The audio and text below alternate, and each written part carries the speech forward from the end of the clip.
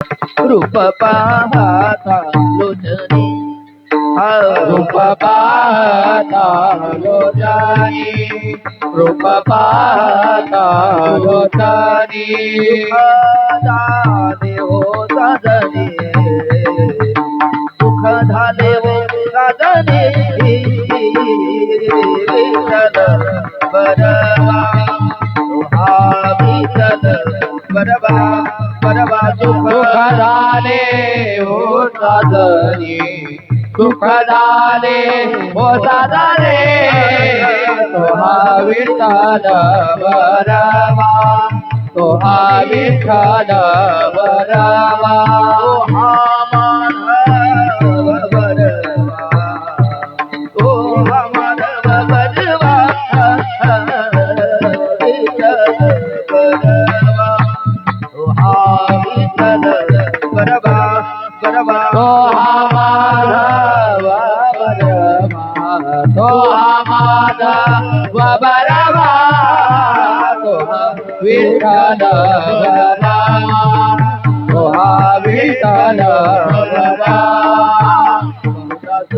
सुकृताची जोडी बहुता सुकृताची जोडी बहुता सुकृताची जोडी जोडी बहुता सुकृताची जोडी बहुता सुकृताची जोडी म्हणून विठ्ठली आवडी म्हणून विठ्ठली आवडी विठ्ठल बरवा तो हा विठ्ठल बरवा बरवा मनाने विठ्ठली आवडी मनाने विठ्ठली आवडी तो हा विठ्ठल बरवा तो हा विठ्ठल बरवा सर्व सुखाचे आगरा सर्व सुखाचे आगरा सर्व सुखाचे आगरा देवीवर बाबर देवार विठ्ठल बरवा विठ्ठल बरवा बरवा बाबर देवीवर बाबर देवीवर तो हा विठ्ठल बरवा तो हा विठ्ठल बरवा हा माधव बरवा तो हा माधव बरवा तो हा माधव बरवा तो हा माधव बरवा विठ्ठल बरवा तो हा विठ्ठल बरवा बरवा तो हा माधव बरवा तो हा माधव बरवा विठ्ठल बरवा तो हा विठ्ठल बरवा जय जय राम कृष्ण जय जय राम कृष्ण जय जय राम कृष्ण जय जय राम कृष्ण हरे जय जय राम कृष्ण हरे जय राम कृष्ण हरे जय जय राम कृष्ण हरे जय जय राम कृष्ण हरे जय जय राम कृष्ण हरे जय जय राम कृष्ण जय जय राम कृष्ण हरे जय जय राम कृष्ण हरे जय राम कृष्ण हरे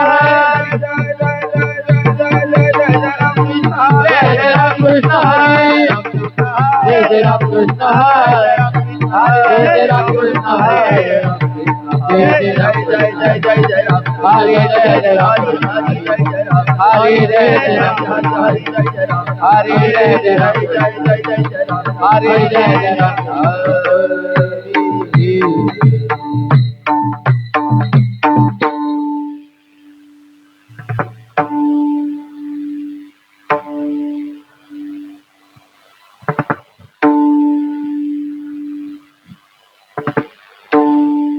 आलिंगन घडी मोक्ष सायुज्याचा जोडे मोक्ष सायुज्याचा जोडे आलिंगन घडे मोक्ष सायुज्याचा जोडे मोक्ष सायुज्याचा जोडे आलिंगन घडे मोक्ष सायुज्याचा जोडे ऐका संताचा महिमा झाली बोलाया सीमा झाली बोलाया सीमा झाली बोलाया सीमा झाली बोलाया सीमा झाली बोलाया सीमा आलिंगन घडे मोक्ष सायुज्याचा जोडे संताचा महिमा झाली बोलाया सीमा झाली बोलाया सीमा झाली बोलाया सीमा झाली बोलाया सीमा झाली बोलाया सीमा तीर्थी पर्व काळ अवघी पाया पेचा कळा तीर्थे पर्व काळ अवघी पाया पेचा कळा तीर्थी पर्व काळ अवघी पाया पेचा कळा तीर्थे पर्व काळ अवघी पाया पेचा कळा तीर्थी पर्व काळ अवघी पाया पेचा कळा ऐका संताचा महिमा झाली बोलाया सीमा झाली बोलाया सीमा झाली बोलाया सीमा झाली बोलाया सीमा झाली बोलाया सीमा तीर्थे पर्व काळ अवघे पाया पेच कळ ऐसा सत्ताचा महिमा झाली बोलाया सीमा झाली बोलाया सीमा झाली बोलाया सीमा झाली बोलाया सीमा झाली बोलाया सीमा तुका मनी देवा शांती केली पावे देवा तुका मने देवा शांती केल्या पावे देवा मनी देवा शांती केली पावे देवा तुका मने देवा शांती केल्या पावे देवा मनी देवा शांती केली पावे देवा ऐसा संताचा महिमा झाली बोलाया सीमा झाली बोलाया सीमा झाली बोलाया झाली बोलाया सीमा झाली बोलाया सीमा कमने देवाने केली भावे देवा ऐसा संताचा महिमा झाली बोलायाची झाली बोलायाची सीमा झाली बोलायाची सीमा झाली बोलायाची सीमा झाली बोलायाची सीमा टाई टाई टाई हा हा रघुबाई जय जय रघुबाई रघुबाई जय जय रघुबाई जय रघुबाई जय रघुबाई रघुबाई रघुबाई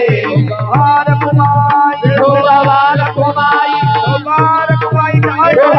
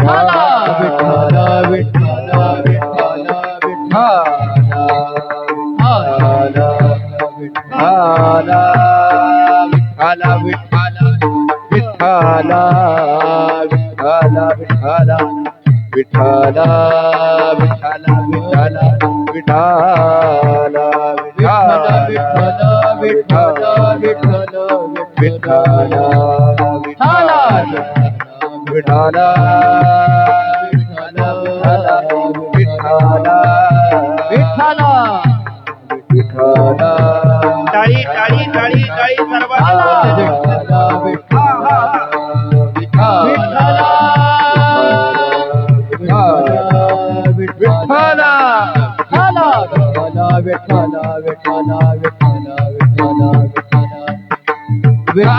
विठ्ठल विठ्ठल विठ्ठल विठ्ठल विठ्ठल विठ्ठल विठ्ठल विठ्ठल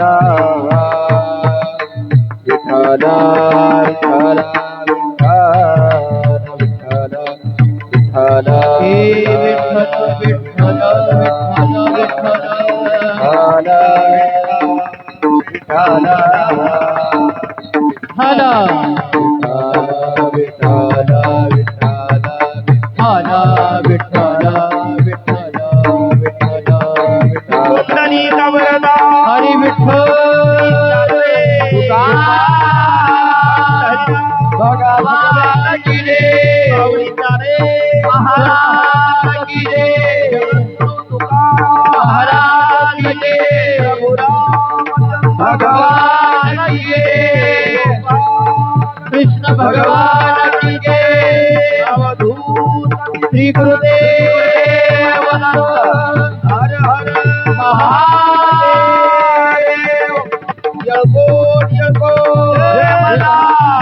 बोला बोला बाळू मामाच्या नावानं बोला बोला बाळू मामाच्या नावानं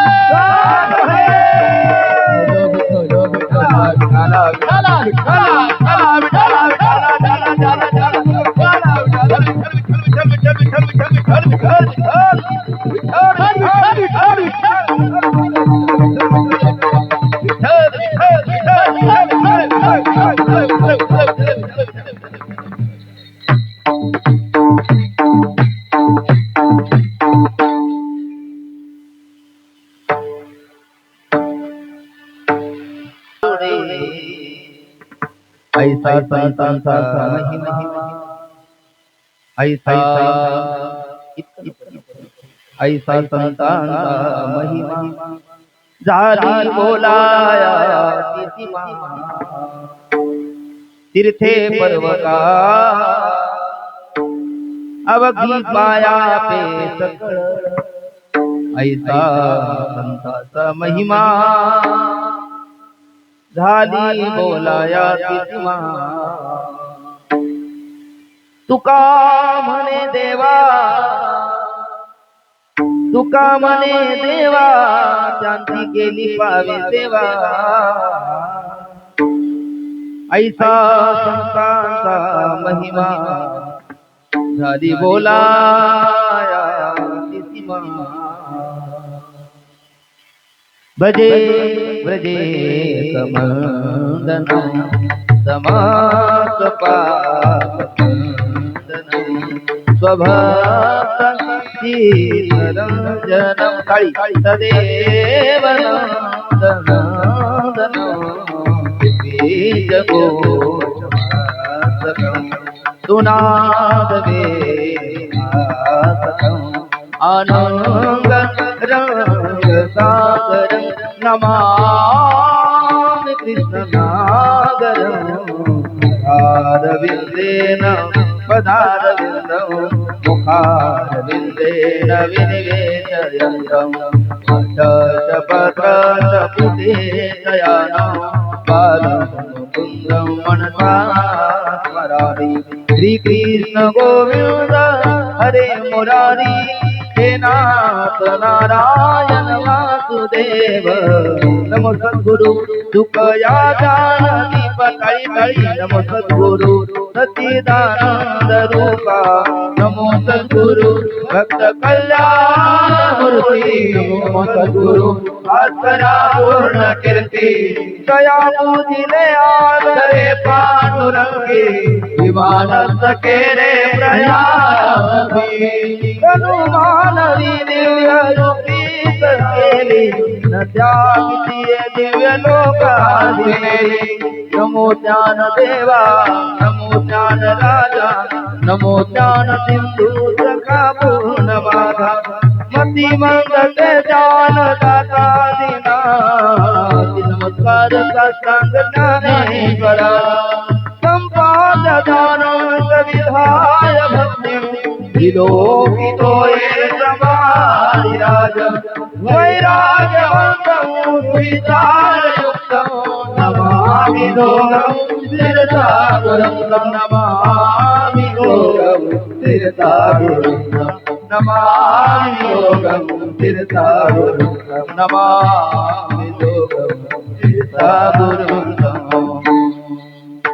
हे वारी हो वारी माझ्या मल्हारी ती वारी वारी हो वारी माझ्या मल्हारी वारी वारी हो वारी माझ्या मल्हारी ती वारी वारी हो वारी माझ्या मल्हारीची वारी माझ्या मल्हारी ती वारी माझ्या मल्हारीची वारी मल्हारी ती वारी माझ्या मल्हारीची वारी हो वारी माझ्या मल्हारी ती वारी हो वारी माझ्या मल्हारीची वारी वागा तो वागा प्रेम नगर वारी सावध होमनी भजनी लागा देव कर कैवारी हे वारी हो वारी माझ्या मल्हारीची वारी वारी हो वारी माझ्या मल्हारीची वारी वारी हो वारी माझ्या मल्हारीची वारी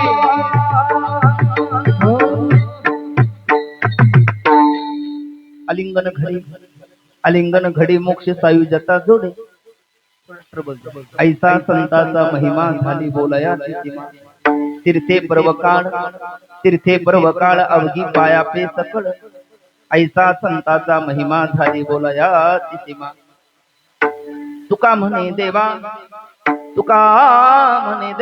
त्यांची केली पावे सेवा ऐसा संताचा महिमा झाली बोलाया सीमा प्रस्तुत भगवान परमात्म्याच्या द्वितीय दिवसाच्या कीर्तन रूपी सेवेकरता घेतलेला अभंग महान भक्त वारकरी संप्रदायाच्या कलशस्थानी विराजमान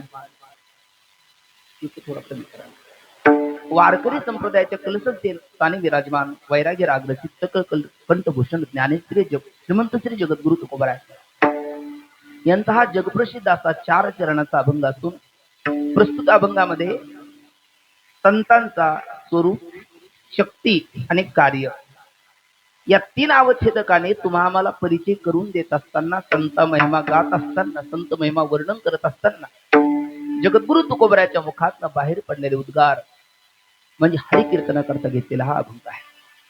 अभंगाचा शब्दशः भाव आणि विस्तृत भावार्थाचं चिंतन करण्यापूर्वी वक्त्याच्या दृष्टीने अल्पसा परिहार गरजेचा आहे. आपल्या सर्वाला कल्पना आहे आपण जे पुण्यभूमी अभंगाचा शब्दशः भाव अगदी आपल्या बोली भाषेमध्ये हवं झालं तर आजच्या कीर्तनाच्या ठळक बातम्या आपण म्हटला तर काही वावगं होणार नाही. 4 चरणाचा थोडक्यात अर्थ कारण विस्तृत भाव पाहण्याकरता आपल्याकडे वेळ कमी आहे आणि जेवढ्या शब्दाला जेवढ्या विषयाला आपल्याला न्याय देतील तेवढा आपण प्रामाणिकपणे प्रयत्न करू आणि मग उर्वरित राहिलंच तर पुन्हा जगलो वाचलून तुम्ही हायलो म्हटले ना आम्ही आलो तर पुढे पाहू. पण जेवढं शक्य होईल तेवढं नियोजित वेळेमध्ये आज आपण पाहण्याचा प्रयत्न करू. तर अभंगाचा शब्दशः अर्थ असा आहे. जगद्गुरु तुकोबरा म्हणतात आलिंगन घडे मोक्ष सायुज्यता जोडे. आलिंगन घडे मोक्ष सायुज्यता जोडे काय आहे. काही साधकाने काही मुमुक्षुने काही जिज्ञासूने तुकोबरायला प्रश्न केलेला आहे. कधी केला. काही तरुण ते म्हटले आहो तरुण घेऊ मजा करून जाऊ मरून टाकतील पुरून काय करायचं कीर्तन भक्ती करून असे नव्हते ती तरुण. ती कशी होते तरणा भाग्यवंत नटे हरी कीर्तनात. माझे सद्गुरू डॉक्टर नारायण महाराज जाधवबाबा म्हणत असतात पाठात दे टोले जोवरी तप्त लाल लोखंड दे टोले जोवरी तप्त लाल लोखंड येईल आकारात मग कैसे ते झाल्यावरी थंड. अर्थात लोखंड तापलेलं लालबुंद आहे तोपर्यंत त्याच्यावर जर घावण्याने घाव घातले तर पाहिजे ते हत्यार अवजार त्याचं आपल्याला बनवता येतं. पण तेच एकदा का थंड झालं तर घाव घालणारा घामाने थंड होईल पण त्याच्यात बदल होणार. तसं परमार्थ करायचं तारुण्यात असतो. याचा अर्थ म्हातारपणात सोडून द्यायचा असा त्याचा अर्थ बिलकुल नाही.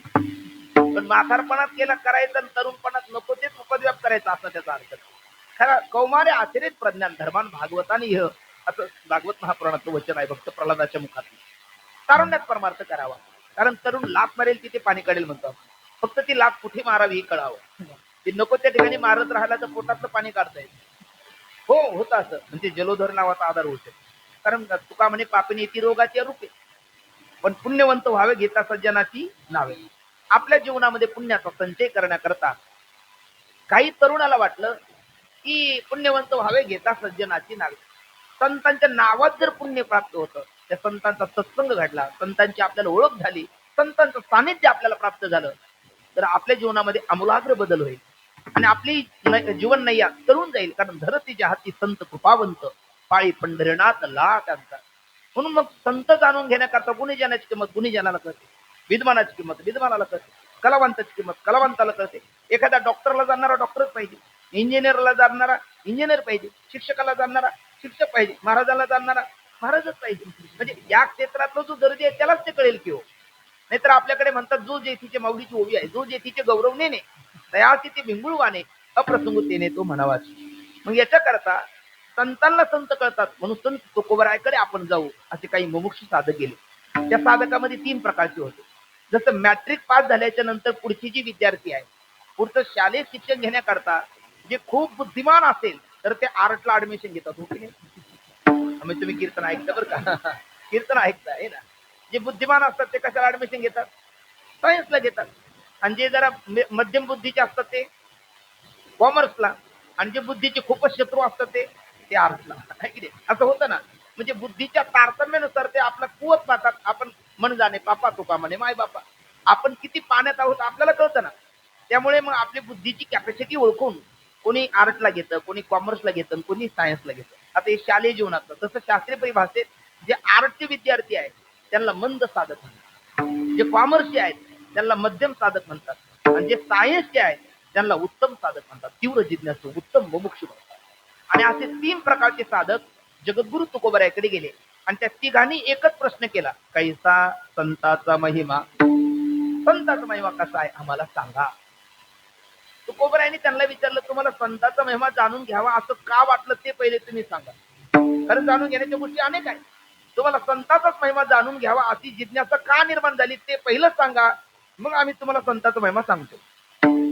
ते साधक म्हणायला लागले, संत कृपेचा इतिहास आमच्या डोळ्यासमोर आहे. धरती, मी प्रमाण देऊन गेलो, धरतीच्या हाती संत कृपावंत, पाळी पंढरीनाथ लळा त्याचा. संतांनी ज्याचा अंगीकार केला, हे विकोदेचं गायला लागल्याच्या नंतर नॉर्मल लगेच पटकन संतांनी एकदा अंगीकार केला, त्या परमात्म्याची इच्छा असो आदर नसो, परमात्म्याला त्याचा स्वीकार करावा लागतो. म्हणून आपल्याकडे म्हण आहे, ज्याचा वशिला त्याचं साथी. विठ्ठल विठ्ठल विठ्ठल विठ्ठल. त्यामुळे आपल्याला संत कळावे असं वाटलं. तुकोबराने विचारलं का वाटलं, ती साधक काय बोलतात ऐका. जाणते होते ते म्हणायला लागले, महाराज संतांनी ज्याचा अंगीकार केला तो टोनगा असला तरी वेद बोलतो. कुठे याचं तुम्ही नाराज असता ते नाही ना, मग बोलत नाही तुम्ही. संतांनी जर अंगीकार केला तर तो टोनगा जरी असला तर वेद बोलतो. कुठे असं मी तुम्हाला प्रश्न विचारला, तुम्ही काय म्हटलं पाहिजे, पैठणला. रेड्या मुखी वेद बोलविला, गर्व द्विजांचा हरविला, शांती रूपी प्रगटाला ज्ञानोबा माझा. बरोबर आहे ना. संतांनी अंगीकार केला तर टोनगा वेद बोलतो. कुठे? पैठणला. बरं. संतांनी अंगीकार केला तर जड भिंत चालते. कुठे?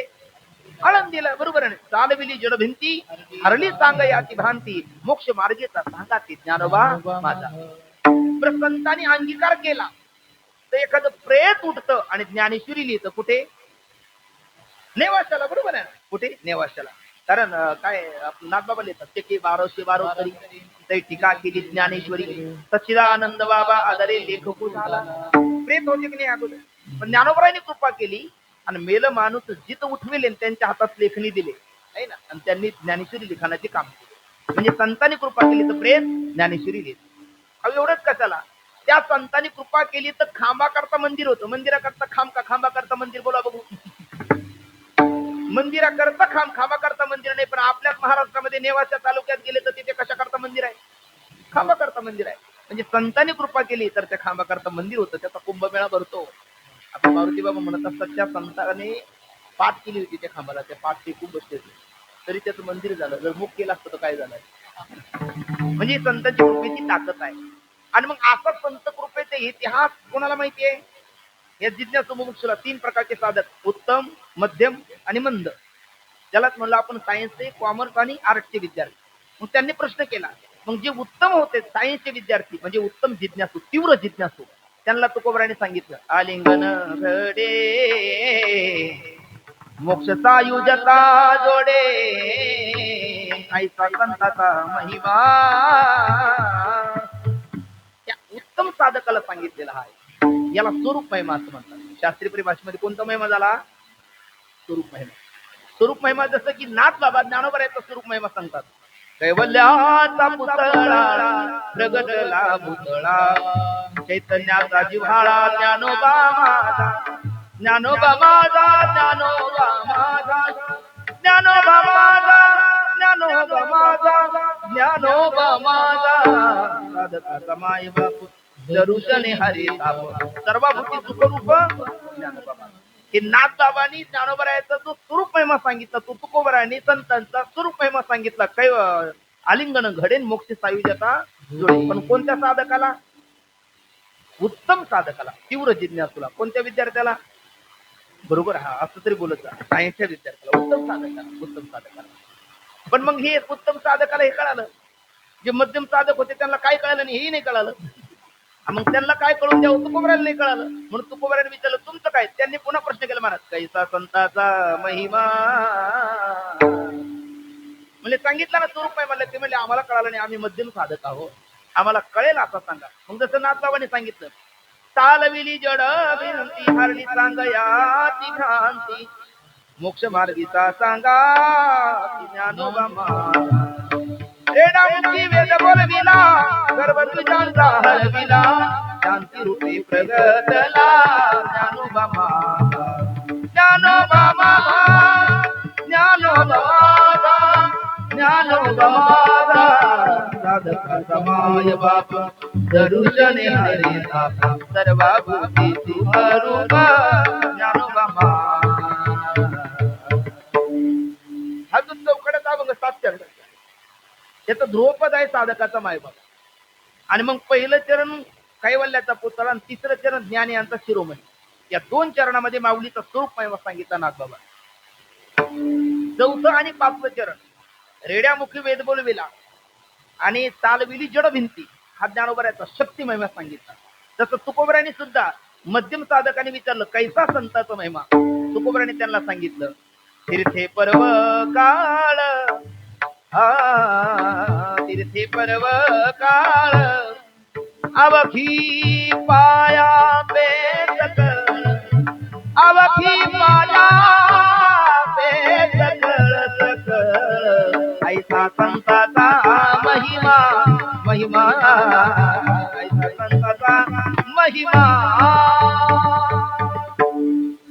3.5 कोटी तीर्थ आणि 5 मुख्य पर्व काळ आपल्या जीवनातला दोष अपनयन करण्याकरता आणि गुणाधान स्वरूपाचा संस्कार करण्याकरता ज्यांच्या चरणाचा आश्रय करतात आणि संत त्यांना देखील पावन करतात आणि त्यांना पावन करत असताना यांचं पावनत्व कमी होत नाही किंवा यांना अमांगल्य प्राप्त होत नाही, यांचं आपलं मांगल्य अबाधित राहतं.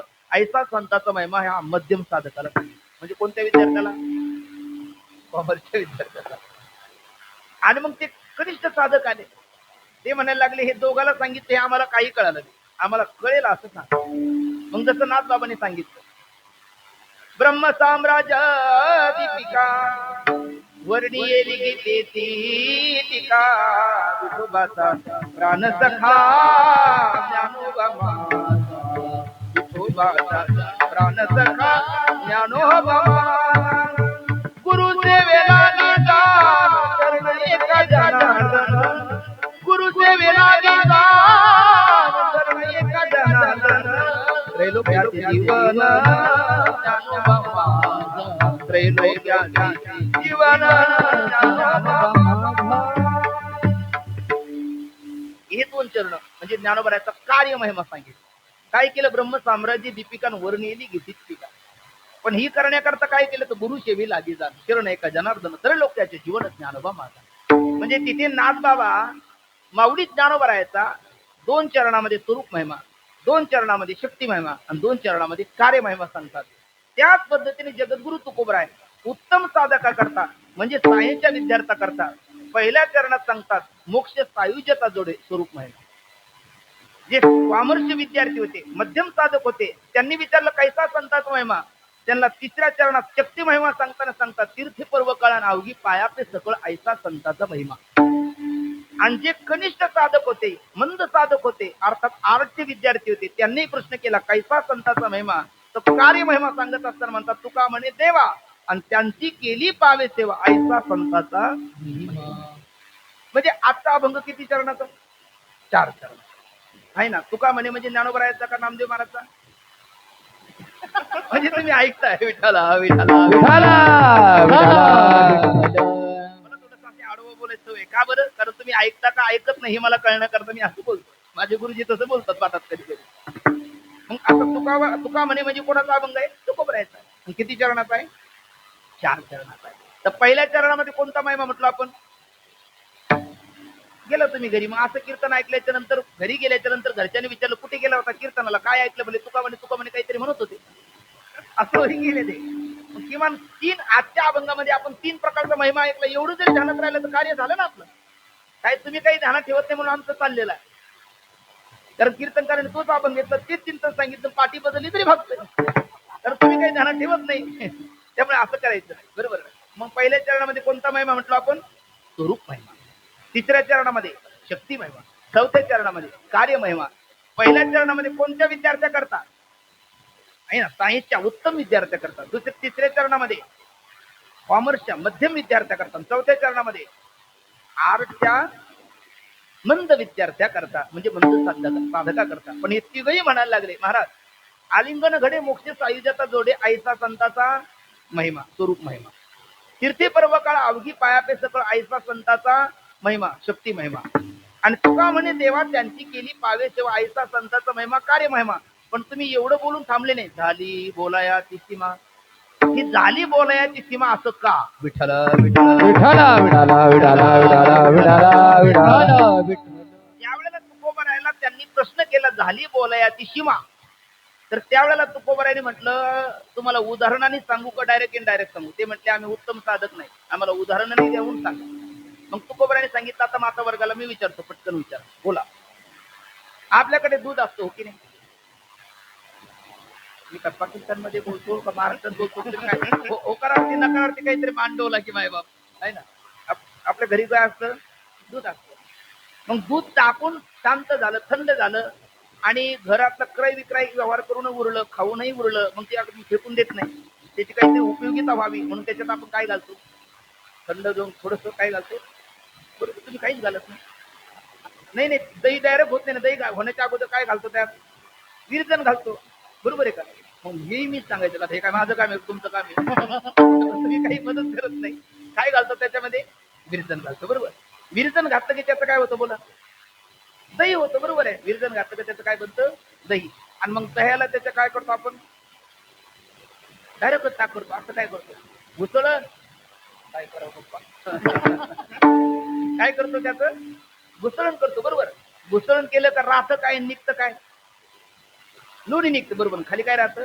ताक. हा आता आमचं जुळी रेंज आता जे बोलायला लागलं आहे ना. म्हणजे पहिला आपण त्याला तापवतो, थंड झाल्याच्या नंतर त्यात विरजण घालतो. विरजण घातल्याच्या नंतर त्याचं दही होतं. दह्याचं घुसळण केलं की वर निघतं ते का ताक आणि खाली राहतं ते लोणी. हो ना? नाही आता ऐक ना. हे बघा बघा का मी ऐकतात की नाही पाहतो, पण खरोखर ऐकतात आहे ना. म्हणजे खाली काय राहतं? ताक आणि वर काय निघतं? लोणी. आणि त्या लोण्याला कडवलं की त्याचं होतं तूप. आणि तुपाच्या पुढे चूप आता बोलायचं नाही. संपलं ना. तुपाच्या पुढे काय होणार आहे? म्हणजे दुधाचं गत्यंतर स्थित्यंतर होऊन होऊन काय होणार आहे शेवटी? आधीच मला तूप होणार आहे. त्याच्या पुढे काही नाही. दुधाची शेवटची अवस्था आहे तूप. तसा महिमा अनेकांचा. खाली बोलायची सीमा याचं उत्तर देतो. महिमा अनेकाचा आहे. पण महिमा पहिला कोणाचा आहे? आपल्या आई वडिलाचाही महिमा आहे. आपल्या जन्मभूमीचा महिमा आहे. भगवंताच्या नामाचा महिमा आहे. देवाचा महिमा आहे. तीर्थाचा महिमा आहे. क्षेत्राचा महिमा आहे. भगवंताच्या नामाचा महिमा आहे. सगळ्याचा महिमा असला तरी सर्वश्रेष्ठ महिमा. आता तिथं जसं दुधाचं तूप त्याच्या पुढे चूप बोलायचं नाही, तसं संतांचा महिमा झाला का चूप आता बोलायचं. म्हणून झाली बोलायची.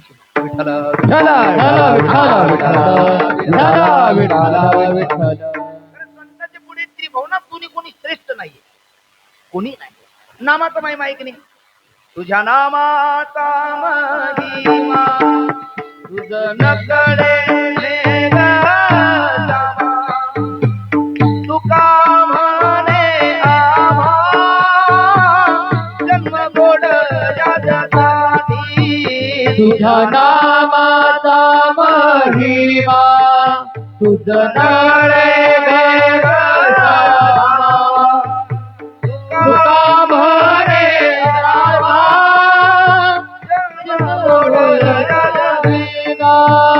तुझा नामाचा महिमा तुझा नामाचा महिमा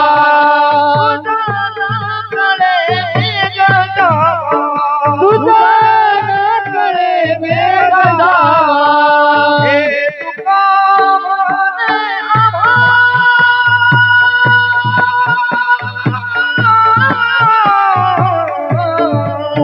हे तुका म्हणे आम्हा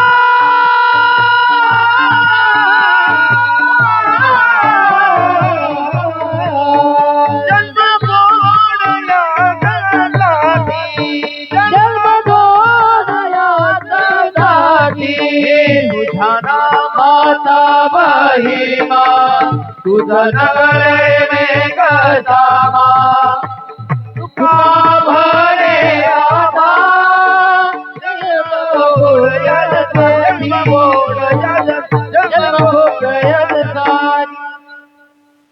हक्काचा महिमा सांगितला देवाच्या नामाचा महिमा. आणि रामनवमीच आहे. आता रामनवमी बद्दल या आजच्या दिवस काहीच बोलायचं नाही माझं ठरलं होतं मला मागच्या वर्षी बोललेलं आहे आपण पण आता आलेलाच आहे हो तर थोडस बोलतो कारण रामनवमीचा हा सोहळा आपल्याला माहिती आहे राम नामाचा महिमा रामाला तरी कळाला राम नामाचा महिमा रामाला कळाला नाही तुकोबराय म्हणतात तुझ्या नामाचा महिमा तुझं नकळे नाही जसे प्रसंग असा घडला ऐका गोड गोष्ट आहे आपण ऐकलेली असेल कदाचित पण ऐका कारण ऐकण्यासारखं तेच आहे ज्ञानोबराय म्हणतात हरपले आपण ते पावे ते संता ते पाता घेऊताय म्हणून वानावे ऐकावे ते येते सदा वक्त्याने तेच वानावं श्रोत्याने तेच ऐकावं कारण ऐकण्यासारखं तेच आहे जे आपल्याला पावन करणार हे राम कहाणी सुनो रे राम कहानी राम कहानी सुनो रे राम कहानी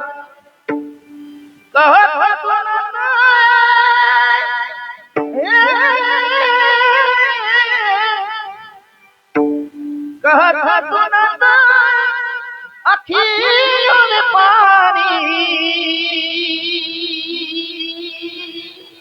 हे राम कहानी सुनो रे राम कहानी दशरथ के राज दुलारे कौशल्य के आंखों के तारे भय सूर्य वंश के सूरज रघुकुल के हैं उजियारे राजीव नयन बोले मधुरावाणी राम कहानी सुनो रे राम कहानी रामायणातला छोटासा प्रसंग आहे रामनवमीचा सोहळा आहे राम नामाचा महिमा मला सांगायचा आहे आणि झाली बोलायची किंवा या शब्दाचं उत्तर द्यायचं झाला असा प्रक्रम ऐका प्रभू रामचंद्र आपल्याला माहिती आहे त्यांना सेतू बांधारी सागरी रावण साधु बेश में आया भूख ने मुझको बहुत सताया भिक्षा दे दो यह धर्म कथा पतित पावन सीताराम साधूच रावण पण कंसात संधी शब्द पुढे लावायचा संधी साधली त्यांनी आईसाहेब आल्या लेखतीमध्ये रेषा उलटली आणि त्यांनी जानकी मैयाचं हरण केलं एकाने विचारलं पुन्हा तिची बाई कधी केली विठाला विठाला विठाला विठाला विठाला त्याने हरण शब्दाचा अर्थ हरण घेतला हरण मी म्हटलं हरण केलं तो म्हटलं हरण केलं मग बाई कधी केली पुन्हा आता हरण शब्द तुम्हाला अजून काही ट्यूब पेटले नव्हते का ऐकली बरं पण हरण शब्दाचा अर्थ काय पळून घेऊन गेला आता ते भाषेत किरण्यात केलं घेऊन गेला आणि मग प्रभू रामचंद्र आले पण मग आता इतका दूरचा सेतू जायचा कसा मग सेतू बांधारे सागेल 5 दिवसामध्ये सेतू तयार केला पण तो करण्या अगोदर दगड टाकले नळनिळ्याच्या हाताने उडायची पण नळनिळ्याच्या हाताने टाकली राम म्हणून टाकली ती दगड तरली मग प्रभू रामचंद्राला वाटलं माझ्या नावाने जर दगड तरतात तर माझ्यात किती सामर्थ्य आहे वाटतं की नाही माणसाला आपल्या नावाने एवढं काम होतं तर आपल्याच्याने काय काम होतं बघावं पण प्रयोग मनुष्य 4 लोकात करत नाही एकट्यात करतो मला गाडी शिकायची होती बाईक तर बाईक शिकायची कारण बायको म्हणले की तुम्ही कसे येणार आम्हाला घ्यायला म्हटलं बाईक नाही चालवत आहेत. म्हणले बायको म्हणले असं कसं, मग बाईक आली पाहिजे. मग बाईक शिकायचा प्रयत्न केला, पण 4 लोकात नाही, एकटा. म्हणलं पडलो तरी आपल्याला कोणी बघायला नको. कारण गाडी शिकत असताना मनुष्य किती पडला, किती लागतं हे पाहतो दादा, का कोणी पाहिलं हे पाहतो. आपल्याला कोणी बघितलं हे पाहतो, कोणी बघितलं नाही, मग चलता है इतना तो चलता है, असं होतं ते. प्रभू रामचंद्र एकटेच गेले, भल्या पाठी गेले, सागराच्या किनाऱ्याने गेले. सागर किनारे म्हणजे फिरायला नाही गेले. आणि ते गोटा घेतला परमात्म्याने, ऐका, आणि गोटा पाण्यात टाकला. तो डुबकून बुडाला. देवाला वाटलं छोटा म्हणून बुडाला असेल. दुसरा मोठा टाकला, तोही बुडाला. त्याही पेक्षा मोठा टाकला, तोही लगेच बुडाला. मग एक ढकलत आणला आणि तो टाकला, तोही बुडाला. प्रभू रामचंद्राला वाटलं बुडत का नाही, पण आपल्याला कोणी बघितलंच नाही. तर मागे वळून पाहिलं, त्या हातात सत्तगडी होता. पाहिलं तर म्हणजे हनुम्या म्हणजे हनुमंतर आहे. म्हणजे कधीपासून, म्हणजे पहिल्याच गोट्याला देव म्हटले पेपर फुटला. आता देवाचा चेहरा पडला. ऐका मला सांगायचं, देवाचा चेहरा पडला, पण हनुमंतराय होते. हनुमंतराय सेवक होते, आणि आपल्या स्वामीला नाराज होऊन देईल तो सेवक असतो. स्वामीच्या मनोभावा अनुसरीची हेची परमसेवा आहे रे पांडवा वाणीचे करणे माऊली म्हणे.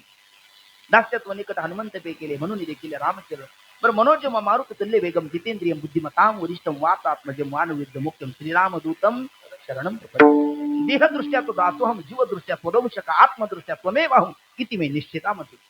आता थोडस मी बाजूला चाललो, पण तरी क्षमा मागून थोडस. हनुमंतराय फार मोठं दैवत आहे.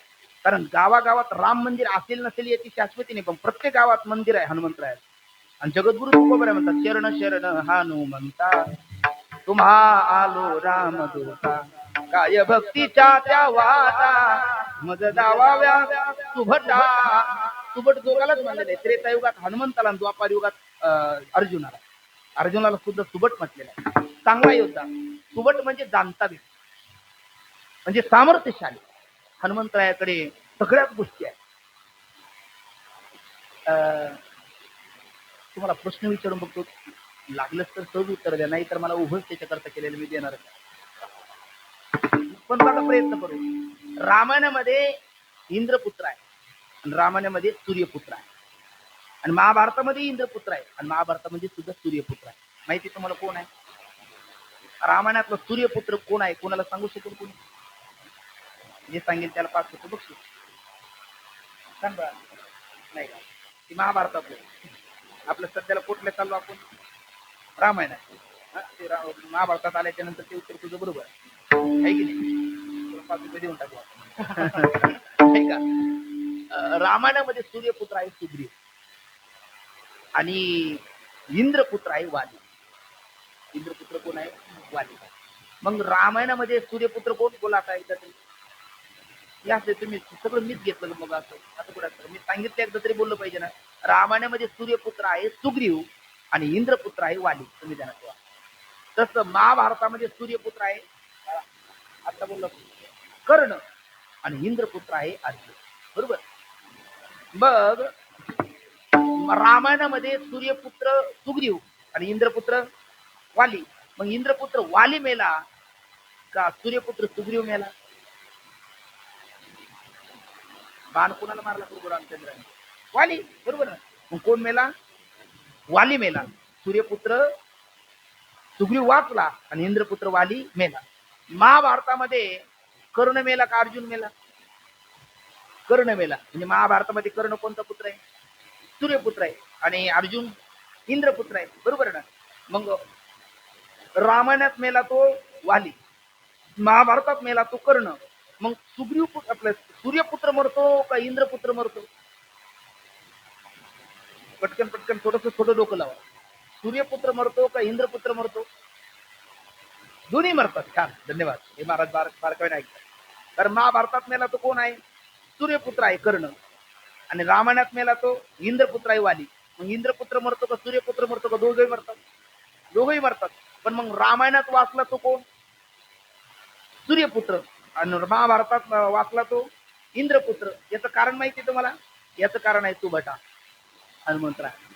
कारण रामायणामध्ये सुभट असणारे हनुमंतराय कोणाच्या बाजूने? सूर्यपुत्र सुग्रीवाच्या बाजूने, म्हणून त्याचा विजय आहे. आणि महाभारतामध्ये सुद्धा ध्वजस्तंभावरी वानरू तो मूर्तिमंत शंकरू शारथी शारंग धरू अर्जुनीची ते सूर्यपुत्र असणारे आपला इंद्रपुत्र अर्जुन वाचला याचं कारण काय? याचं कारण आहे ध्वजस्तंभावरी वानरू सुभटा त्यांच्या बाजूला आहे आणि म्हणून या दोघांनी प्रार्थना काली काय भक्तीच्या त्या वाटा मज दावाव्या सुभटा ते हनुमंत आहे. आणि ते हनुमंत आता मूळ मुद्द्यावर या कोणी दगड टाकली ती पाण्यात? रामरायाने दगड टाकले त्याच्यातला एकही दगड टरला नाही आणि हनुमंत रामराय उदास झाले. तेवढ्यात हनुमंतराय तिथे होते. हनुमंतराय म्हणायला लागले चिंता करू नका देवा. अहो म्हटले ते दगड काय बुडाले तुम्हाला नसेल कळालं. म्हटले सांग ना हनुमंता. म्हटले देवा अहो जी दगड तरली त्या दगडावर काय लिहिलेलं होतं? राम. एका दगडावर राम दुसऱ्या दगडावर मठ ते जॉईंट झाले तरले सेतू तयार झाला. पण त्या दगडाला आधार होता कोणाचा? राम नामाचा. बरोबर. पण ज्या दगडाला साक्षात रामानेच सोडून दिलं ते बुडणारच ना. म्हटले देवा ते कसे तरणार? कारण त्या दगडाला आधार कोणाचा होता? राम नामाचा. पण या दगडाला तुम्हीच त्यागला मग ते तरणार कसे? ते बुडणारच. असं हनुमंतरायाने उत्तर दिलं. पण खरं सांगू हे उत्तर चतुराईचं आहे. हे उत्तर कशाचं आहे? चतुराईचं आहे. काय झालं? ते बिरबल आणि बादशा रस्त्याने चालले. ऐकण्यासारखं प्रसंग मारुती बाबा सांगत असतात. बिरबल बादशा रस्त्याने चालले आपल्या शेतीच्या रानातून चालले. आपल्याकडे ते काटळ वांगे माहिती तुम्हाला? एक टांगी वांगे त्याला काही भागात एक टांगी मुर्गा म्हणतात. का म्हणतात मला नाही माहिती. म्हणतात मी ऐकलेलं ते सांगितलं तुम्हाला. आणि मग ते वांग पाहिलं ते गावरान वांग काटाळ वांग बादशाचं मन गेलं. ते मारुती बाबाचं वाक्य दिल गाय गद्दी पितो परी घ्यायची. काय कोणाला काय आवडेल काही सांगता येते. त्याला ते वांगच आवडलं. ते वांग्याचं स्तुती करायला लागला. कोण? बादशाह. बैंगन तो ऐसा होता है, बैंगन तो वैसा होता है, बैंगन बहुत बढ़िया है. आता बिरबल कोणाचा नौकर? त्या बादशाहचा. तो म्हणा लागला सरकार बैंगन जैसी बढ़िया सब्जी दुनिया में होती नहीं करके भगवान ने उसके ऊपर छत बिठाया है. त्याला देठ आहे छत्री सारखं. भगवान बैंगन जैसी बढ़िया भाजी सब्जी दुनिया में होती नहीं करके भगवान ने उसके ऊपर छत बिठाया. बोले फिर खाना चाहिए. बोले बिल्कुल खाना चाहिए. फिर पकाना चाहिए. बोले पकाना चाहिए. आणि मग बादशाहने ऑर्डर दिली. त्या आचार्याने स्वयंपाक केला. आनंदाच्या भरामध्ये 2 चमचा तिखट जरा जास्त टाकलं. बादशाहने आनंदाच्या भरामध्ये जास्तच खाल्लं आणि बादशाहला झाला त्रास. लय लोटा चल झाले. आळंदी पंढरी आळंदी पंढरी आणि आळंदी पंढरी नको आहे ना. गोवा नागपूर आहे ना. असं बादशाहला त्रास झाला. आणि मग बादशाह दुसऱ्या दिवशी घायला. तो काही सभेत ना आला नाही. दुसऱ्या दिवशी दुपारी 4 वाजता आला. मग बादशाहने त्या बिरबलने विचारलं क्यों गए? वो बैंगन तो बहुत बढ़िया बुरा होता है. उसकी जैसी सब्जी उस दुनिया में कोई नहीं होती है. हाँ बहुत बुरा है. उसने तो साला मुझे भेज दिया. मग बिरबल बोलायला लागला सरकार आपने बिल्कुल कहा सच कहा. जो कहा वो सच कहा. मैं जो कहूंगा वो सच कहूंगा. गीताची कसम. बोले बैंगन जैसी बुरी सब्जी दुनिया में होती नहीं करके भगवान ने उसको खुट्टी ठोकर की. आता काल काय बोलला होता? छत बिठा दिया है. आज काय बोलतो? खुट्टी ठोकर की. आपले मारुती बाबाचे वाक्य आहे. त्यावेळेला तो बादशाह बोले क्यों बिरबल पगले काल बोल रहा था उसको भगवान ने छत बिठा दिया. आज बोल रहा है खुट्टी ठोकर की. ये क्या बात है? बोले सरकार मैं बैंगन का नौकर नहीं मैं आपका नौकर हूं. कल आपको बैंगन बढ़िया लगा मैंने बढ़िया बोल दिया. आज आपको बुरा लगा मैंने बुरा बोल दिया.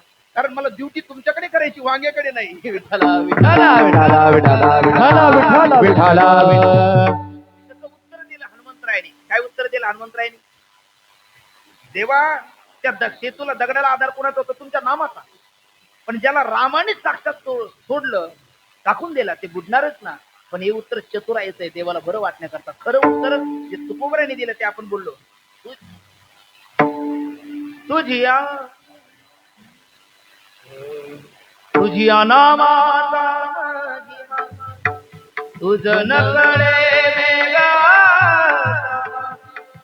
तुका म्हणे आभा जन्म गोडयासाठी. तेव्हा तुझ्या नामाचा महिमा तुला नाही कळत. तू आम्हाला कळत. साखरेची गोडी काय साखरेला कळते का खाणाऱ्याला कळते? खाणाऱ्याला कळते. तसं तुझा नामाचा महिमा तुला नाही कळणार. तू आम्हाला कळतो असं तुकोबराय बोलतात. मग नामाचाही महिमा आहे. ते एक तिथे तिथले अन्न कोटी पोळाचे होई उदाहरण कोटी याग केल्या पूर्ण ऐसे महिमा नाही. तीर्थीचे क्षेत्रीचे तीर्थक्षेत्राचाही महिमा. आपल्या माता पित्याचाही महिमा आहे. सकळ तीर्थाची धुरी जी का माता पित्रे ती सेवेची कीर शरीरे लोन की मातृदेव भव पितृदेव भव म्हटलेले आचार्य देव भव अतिथी देव भव. आपल्या गुरुचा महिमा आहे ना. आणि जरी महिमा असला तरी सगळ्यामध्ये श्रेष्ठ महिमा कोणाचा? गेला घरी. सगळ्यामध्ये श्रेष्ठ महिमा कोणाचा? संतांचा. म्हणून झाली बोलायची. कारण तुलना केली तर सामान्याची सोडून द्या, जगत पिता परमात्म्याची तुलना केली, एका बाजूला तराजू घ्या विचाराचा, भावनेचा, आचाराचा, आणि एका बाजूला परमात्मा ठेवा, दुसऱ्या पारड्यामध्ये संत ठेवा. संतांचं पारड परमात्म्यापेक्षाही वजनदार भरत, म्हणून झाली बोलायची शिभा. विठ्ठल विठ्ठल विठाला विठाला विठाला विठाला विठाला विठाला. साधू थोर जाना, साधू थोर जाना, साधू थोर जाना, साधू थोर जाना, साधू थोर जाना, साधू थोर जाना, साधू थोर जाना, साधू थोर जाना, साधू थोर जाना कलयुगी, हे साधू थोर जाना कलयुगी, साधू थोर जाना कलयुगी, साधू थोर जाना कलयुगी, साधू थोर जाना, साधू थोर जाना, साधू थोर जाना, साधू थोर जाना, साधू थोर जाना, साधू थोर जाना, साधू थोर जाना, साधू थोर साधू थोर जाना, साधू थोर जाना, साधू थोर जाना कलयुग. चरण एक आहे, थोर शब्द किती वेळेला आला? 3 वेळेला. म्हणजे 3 प्रकारची तुलना करा, कोणाची? भगवंताची आणि संताची. तरी भगवंतापेक्षा संत वरचढच ठरले, म्हणून झाली बोलायची शिभा. पहिली तुलना बघा, संत आणि भगवंत. तर भगवंतावरचंही जडावर सामर्थ्य आहे आणि संताचंही जडावर सामर्थ्य, प्रभुत्व आहे. भगवंताने काय केलं? गिरी गोवर्धन येणे उचलेला, कालिया महासर्प नाथोनी हानीला, जळता वनवा मुखेची प्रासीला, आघासुर चिरोनी सांडीला. भगवंताने गोवर्धन पर्वत उचलला, हो की नाही? आणि गोवर्धन पर्वत जड आहे, पण देवाने तो 7 दिवसाची गोपाल कृष्णाने 7 दिवस 7 रात्री 7 कोसाचा असणारा गोवर्धन पर्वत आपल्या करंजवेवर उचलला, हो की नाही? आपण काल्यात कीर्तनात हा वृत्तांत ऐकतो. देवाची जडावर सत्ता आहे. पण ज्ञानोबरायाने आपण बोलून गेलो, चालविली जड भिंती, हरली चांगल्याची भ्रांती, मोक्ष मार्गीचा सांगती ज्ञानोबा माझा. मग संतांचा महिमा देवापेक्षा श्रेष्ठ नाही का? तुम्हाला काय श्रेष्ठ आहे? जडावर देवाची सत्ता आहे आणि जडावर संतांची सत्ता आहे. याच्यात विशेष काय? विशेष आहे, मारुती बाबा म्हणत असतात. परमात्म्याने गोवर्धन उचलला, पण परमात्मा खाली आहे, गोवर्धन वर आहे, हो की नाही? इथे भिंत खाली आहे आणि आमची माऊलीवर आहे की नाही? विशेष. दुसरा विशेष बघा, परमात्म्याने गोवर्धन घेऊन गोकुळात नाही गेले. गोकुळ वाचायला म्हटले, अरे अरे लहान पोरं इकडे या, आहे ना, याची बोलती नाही रे ना. त्यांना यावं लागलं. परमात्मा गोवर्धन घेऊन गेले नाही. आणि माऊली ज्यावेळेला चांगदेव महाराज आले, कळालं. कसे आले म्हटले? नागाचा चाबूक आहे, वाघाचा असं नाही, आकाश मार्गाने येतात. ज्ञानोबराय म्हणतात आपल्याकडे वाघही नाही, नागही नाही. ना मारुती बाबा म्हणत असतात तिच्याकडे बघितलं, चालते काही निघाली म्हटली बाई. ज्ञानोबरायचा शब्द आहे ना तो, ज्ञानोबराय शब्द आहे. चांगदेव महाराज या उंचीला, ज्ञानोबराय या उंचीला. ते प्रभावाने प्रभावित करण्यात आले, तर ज्ञानोबरायचा त्यांनी ज्ञानोबरायाने त्यांच्यापेक्षा आपला प्रभाव अधिक दाखवून त्यांच्या प्रभावाचा अभाव केला. मग आले लोटांगणी. जे लोटांगण घातलं उठेच ना, 1400 लोटांगण घातलं मागे. हे काय आहे? संतांचा महिमा भगवंतापेक्षा काकणभर अधिक आहे. जडावर सत्ता देवाची आहे, जडावर सत्ता संताची आहे, पण जड वर आहे आणि भगवंत खाली आहे. इथे जड खाली आहे, संत वर आहे. जड घेऊन परमात्मा गेले नाही, त्यांना यावं लागलं आणि ते जड भिंत घेऊन माऊले गेले. चांगदेव महाराज आलेले कळाल्याच्या नंतर विश्रांत वाडापर्यंत. हे धानी म्हणून झाली बोलायची सीमा, हे जडावर सत्ता. त्याच्या पुढचा याला करतो महिमा म्हणा, फार पुढे अकर्तुम महिमा, सामान्यकडून असामान्य कार्य करून घेऊ. आता देवाने काय केलं आपल्या सगळ्यांना माहिती आहे, काल्यात कीर्तन तुम्ही ऐकले असेल. आता ती गवळण शिपाय काय का हे मलाही सांगता येणार नाही. मी आमच्या गावाकडे असताना भजनात ऐकले. हे डोळे मोडीत मोडीत मोडीत राजा चाले, डोळे मोडीत मोडीत मोडीत राजा चाले चाले चाले, वारियाने कुंडल हाले, वारियाने कुंडल हाले, वारियाने कुंडल हाले. राधेला पाहून भुलले हरी, बैल जोडी तोडून हरी,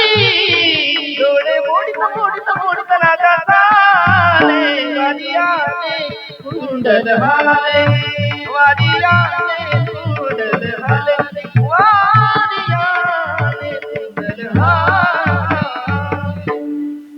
मला ते दुसरं चरण फक्त महत्वाचं आहे. राधेला पाहुणे बोलले हरी, बैल तो नंदा. काय झालं, माता राधा राणी म्हणजे साक्षात भक्ती आहे, ज्याचं नाव शुकाचार्याने भागवतात 18,000 श्लोकात टाळलं. का? कारण गुरु आहेत, पण का टाळलं? त्याचं कारण आहे का त्यांना राधा नाव घेतल्याच्या नंतर समाधी लागायची आणि राजा परिस्थितीकडे फक्त 7 दिवस होते आणि यांना समाधी लागल्याच्या नंतर त्याच्या उद्धाराचं काय, म्हणून त्यांनी टाळलं. आणि राधा म्हणजे साकारलेली भक्ती आहे आणि त्या भक्ती स्वरूपिणी राधाला भगवान श्रीकृष्णाने पाहिलं आणि ते स्वतःला विसरले आणि चुकीचा नंबर लागला बैलाच्या खाली बसले. आणि मैया यशोदा आली, कृष्णा काय करतो? म्हटले आई धार काढतो. म्हणजे अरे पण धार बैल देतो का गाय देतो? म्हणजे आई गाय देते. मग तू बैला खाली बसलास? नाही म्हटले आई गाय आहे. म्हणले बैल आहे? नाही गाय. आता मान्य करेल तो कृष्णा कसला? नाही गाय आहे, बैल आहे, गाय आहे. तो म्हटला काढू का धार? तिला माहिती कशी काढेल धार, म्हणजे काढ बघू धार. आता त्याला काय अशक्य? बैल दोहितो नंदा घरी. देवाची करणी नारळात पाणी. परमात्माला काय अशक्य आहे? देवाने बैलाची धार काढली, बरोबर. आता इकडे संताचा महिमा थोडासा अधिक बघा. हे येलेश्वर होते पूजिले दूध नंदीचे काढिले, दूध नंदीचे काढिले, दूध नंदीचे काढिले.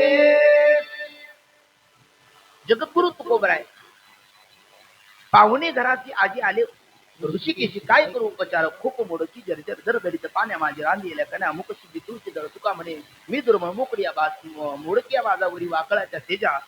आणि मग जगद्गुरु तुकोबराय परमात्म्यासोबत लोकांना म्हणतात, आम्ही जातो तुम्ही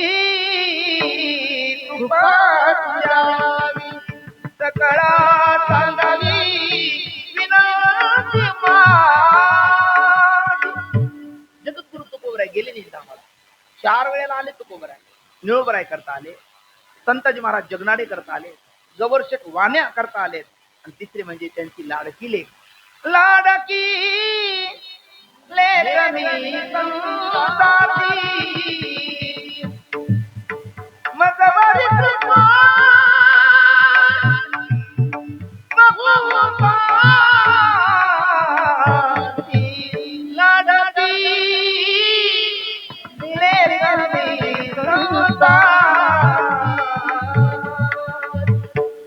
लाडकी लाडली भागीरथी नाही काय आहे हे? बाप झाल्याशिवाय नाही कर. लेकीचा बाप होतो, लेकीला वाटे लावतो, त्यावेळेला त्याची काय अवस्था होती बापाला ती अनुभवाची जोगी नव्हे बोलायची. पण मी बघितलेलं आहे माझ्या वडिलांना. तुकोबराय तरी बाप आहे. भागीरथीच्या डोळ्याचे अश्रू पाहिले, कारण बाबा गेले कोण्या गावा भागीरथी करी धावा. भागीरथीने धावा केला. जगद्गुरु तुकोबराय वैकुंठावरून आले म्हणून आपण गावातून लेकीच्या घरी जाऊ काय नवल आहे? तुकोबराय एक बाप आहे, आपल्या लेकी करतो, वैकुंठावरून खाली आले. भागीरथीला म्हटले पण आता हे आमचं काम नाही, आता काय केलं पाहिजे? पटकन 2 घास खाऊ घाल, लवकर जाऊ. आता लवकरात लवकर होणारा स्वयंपाक म्हणजे मासवडी किंवा पुरणपोळी हो ना. आता ऐकले आमच्या माता लई चतुर आहे, बरोबर आहे. मग लवकरात लवकर होणारा स्वयंपाक कोणता? हा हा हा तोंडाला पाणी चालू बघ करून देतं का आता कीर्तन झाल्या विठाला विठाला विठाला विठाला विठाला. बघा तिकडे आदन ठेवा, शेवाय काढा, टाका, दुसऱ्या मिनिटात ताट घेऊन बसा, बरोबर की नाही? इतक्या लवकर होणारा शेवायाचा भात आहे ना. आता हे नंतर देणार बरं आपल्याला. आमचं जाऊ दे, तुमचं उद्या सोय लावू द्या. उद्या शेवायचा भात खाऊ घालवणार लवकर बरं नक्की का? नाही तर हो. धन्यवाद. मी कशा करता सांगतो. शेवाय, पण शेवाय नुसत्या खाण्यात मजा नाही, त्याच्यामध्ये जरा संगीत मसाला पाहिजे. म्हणजे काय पाहिजे? मारुती बाबा शब्द आहे आपलं, मारुती बाबा. त्याच्यामध्ये थोडंसं गावरान गाईचं साजूक तूप असं. वनस्पती का घी नको, वनस्पती का घी मरेल ना तो, काय घी आहे ना. साजूक तूप असावं, त्यात कोण दूध असावं, साखर असावी, आणि मग तो भात खाण्यात आनंद. आता भागीरथीकडे तूपही आहे, तूपही आहे, शेवाई आहे, पण दुपारचे 12 वाजले, घरी दूध नाही. लोटा घेऊन 4 घरी फिरली लेक, पण दूध भेटलं नाही. तिला इतकं वाईट वाटलं का माझे बा माझ्याकरता वैकुंठावरून आले आणि त्यांच्या ताटामध्ये साधं वाढण्याकरता दूध नसावं. तिला रडायलाच आलं महाराज. ती रडतच घरी आली. तुकोबरायांच्या डोळ्याला पहिलेच अश्रू आले. तुकोबराय म्हटले, अगं वेडी, तुझं रडणं थांबावं म्हणून मी वैकुंठाहून आलो, आणि मी इतका दूरचा प्रवास तुझ्या करता करतो, तू पुन्हा रडत असेल तर माझ्या येण्याला काय अर्थ आहे सांग बरं? का रडते? ती म्हणली, बाबा मी कुठं रडते, काय लबाड कशाला बोलतो? म्हणले, तुझे डोळे लाल झाले मला दिसत नाही काय? म्हणले, बाबा इतक्या दुरून तुम्ही माझ्या करता आला आणि तुमच्या ताटामध्ये पाहण्याकरता साधं दूध नाही हो, म्हणून मला बाकी काही नाही. वेळी काय म्हणली, कुठली? अगं तुझा बा एवढा काय कमी वाटला का तुला? तू ताटामध्ये भात काढ, मी दूध घेऊन आलो. बाबा तुम्ही कुठून आणणार? घेऊन आलं म्हणजे ठीक झालं ना, तू ताटामध्ये भात काढ. तिला माहिती माझे बा आहे, त्यांच्याकडे सामर्थ्य आहे. आणि येलेवाडीत मी जाऊन आलो, त्या नंदीचं दर्शन घेऊन आलो. मोठे पाऊल तुकोबरायांनी त्या येलेश्वराची पूजा केली, नंदीच्या पाठीवर थाप मारली. तुकोबराय म्हणतात, पाषाणाच्या नंदीला, हो तुम्ही काय, तुम्हाला काय वाटतं? म्हणजे खुशाल बसला, उठा. माझे काय सामर्थ्य हे पण हे आपलं सामर्थ्य. पण तुकोबरायचं सामर्थ्य, तुकोबरायांनी त्या पाषाणाच्या नंदीवर थाप मारली. पाषाणाचा नंदी झोपेतून असा खडरून उठून उभा राहिला आणि जगद्गुरु तुकोबरायांनी त्याची धार काढली आणि तो कडवा भरून दूध भागीरथीकडे घेऊन आले. माझा दृष्टांत संपला. महिमा देवाचाही आहे. गोपालकृष्णाने काय केलं? बैलाची धार काढली. जगद्गुरु तुकोबरायांनी बैलाची धार काढली. हा अकर्तृ महिमा आहे. सामान्यकडनं असामान्य कार्य करून घेतलं. पण ऐका, देवाचं बैल हाडामासाचा जिवंत आहे. देवाचा नंदी हाडामासाचा जिवंत आहे. आमच्या तुकोबरायाचा नंदी पाषाणाचा. देवाचा हाडामासाचा जिवंत नंदी असल्यामुळे आज तो कुठे आहे माहिती नाही, पण माझ्या जगद्गुरु तुकोबरायाचा नंदी आजही पाहायला भेटतो. येरीवाडीला जाऊन म्हणून म्हणतात, झाली बोलायाची ऐसा संत महिमा झाली. हा करतुम पहिला अकर्तुम, आता अन्याचा करतुम महिमा. प्रभू रामचंद्र काय गोड आहे बघा. रामाची कृपा आहे. रामनवमीचा सोहळा आहे. माझे ते आमचे बापू म्हणले होते, मी त्यांना म्हटलं मी रामायणाचं आज काही बोलणार नाही, नव्हतं डोक्यात काही. तर ते त्यांची कृपा आहे, तुमची कृपा आहे. रामायणातला पुन्हा एक प्रसंग आला. भजन करा विठ्ठल विठ्ठल विठ्ठल विठ्ठल हरी विठ्ठल भगवान की रामचंद्र भगवान की जय. आपल्याला माहिती आहे, भगवान प्रभू रामचंद्राने पहिली बहुनीचे गिराईक म्हणजे चित्रापिता तिथं वध केलं. विश्वमित्राचा यज्ञ सिद्धीला नेला. जनक महाराजांचं निमंत्रण आलं, म्हटले तो एक यज्ञ पूर्ण केला तर आमचा यज्ञ सिद्धीला न्या. आणि यांचा यज्ञ म्हणजे जानकी सीतेचं स्वयंवर. प्रभू रामचंद्राला, लखन भैयाला विश्वमित्र म्हणतात, एक यज्ञ आपण सिद्धीला नेला, दुसरं यज्ञाचं निमंत्रण आहे, काय करायचं? म्हणजे धर्मरक्षक आहे ना, करणे आठी आमाची किंवा धर्मरक्षक अवतार घेतली आपल्या पाळायची भक्त जन येतो म्हटले. गुरु सोबत निघाले. मध्ये एक ओसाड उजाड असं एक आश्रम पाहिलं. तिथे वृक्षाला फळ नाही, अत्यंत उजाड. आणि विचारला कोणाचा आश्रम? हा सांगितलं महर्षी गौतमाचा. आणि भली मोठी शिळा म्हणजे त्यांची पत्नी अहिल्या. आणि मग काय, मग सगळा वृत्तांत सांगितला. कारण अहिल्या कोणाची कन्या हे असते तुम्ही. हा वा वा, धन्यवाद. मंडळी सोनं म्हणतात, ब्रह्मदेवाची कन्या. आणि ब्रह्मदेवाची कन्या, ब्रह्मदेवाला वाटलं आपल्या मुलीचं काय करायचं आता? विवाह करायचा, दोनाचे चार हात करायचे. कारण आपण चिवणी धुईता ममन म्हणे पिता सुते किती प्रतीक राहिता जावाई शिरपी ज्ञानोबा म्हणतात. मग तिचा विवाह करण्याकरता ब्रह्मदेव आता सगळ्याचे आपले जनक असल्यामुळे कोणालाही दिली तर आगत येईल. पण मग स्वयंवर करायचा, जो प्रथम श्रेणीत उत्तीर्ण होईल त्याला द्यायची. मग ब्रह्मदेवाने स्वयंवर केला अहिल्याचा. तो स्वयंवर असा केला का जो 3 प्रहाराच्या, मला वाटतं 2 का 3 प्रहाराच्या पृथ्वी प्रदक्षिणा पूर्ण करेल त्याला मी चालक कन्या आणतो. आणि त्याच्यामध्ये प्रत्येक जण आपल्या 4 व्हीलर घेऊन धावायला लागले. हो हो हो, कारण भगवान शंकराचे नंदी, इंद्राचा ऐरावत, गणपती बाप्पाचा उंदीर मामा, कार्तिकाचा 2 व्हीलर मोर त्याच्यावरती निघाले. आणि एकाला ओव्हरटेक करून धावत होते. कारण तेवढे तीव्र जिज्ञास होते. प्रत्येकाला वाटायचं अहिल्या आपल्याला प्राप्त व्हायला. पण त्याच्यामध्ये अति तीव्र जिज्ञास इंद्र होता. त्याने कोणालाच ओव्हरटेक करू दिलं. ते गौतम ऋषी खाली होते. ते म्हणले अहो कुठे धावता सांगा. त्याला वाटलं आपण यांना सांगायला गेलो पुढे ओव्हरटेक करू केल्याच्यानंतर. पण गणपती बाप्पाचं वाहन थकलं. कोण? उंदीर मामा. आता उंदीर मामा किती धावणार. गणपती बाप्पाचं वाहन थकलं. ऐका, आणि असं असतं प्रत्येक क्षेत्रात असं असतं. ये अंदर की बात आहे, मैं तुमको बता रहा हूं. असं असतं आपल्याला नाही तर मग आपल्या क्षेत्रातल्या कोणाला असं की नाही. असं आपल्याला नाही तर मग कोणालाच नाही. मग गणपती बाप्पा देवाच्या पक्षात 33 प्रकारचे देवता धावायला लागले. 11 आदित्य 12 रुद्र 8 ऋषी 2 अश्विनी कुमार. मग गणपती बाप्पाचं वाहन थकलं ते म्हणजे आपल्या नाही तर आपल्या पक्षातल्या दुसऱ्या कोणाला नाही, मग यांना भेटले तरी चालेल, हे मानव आहे. कोण? गौतम.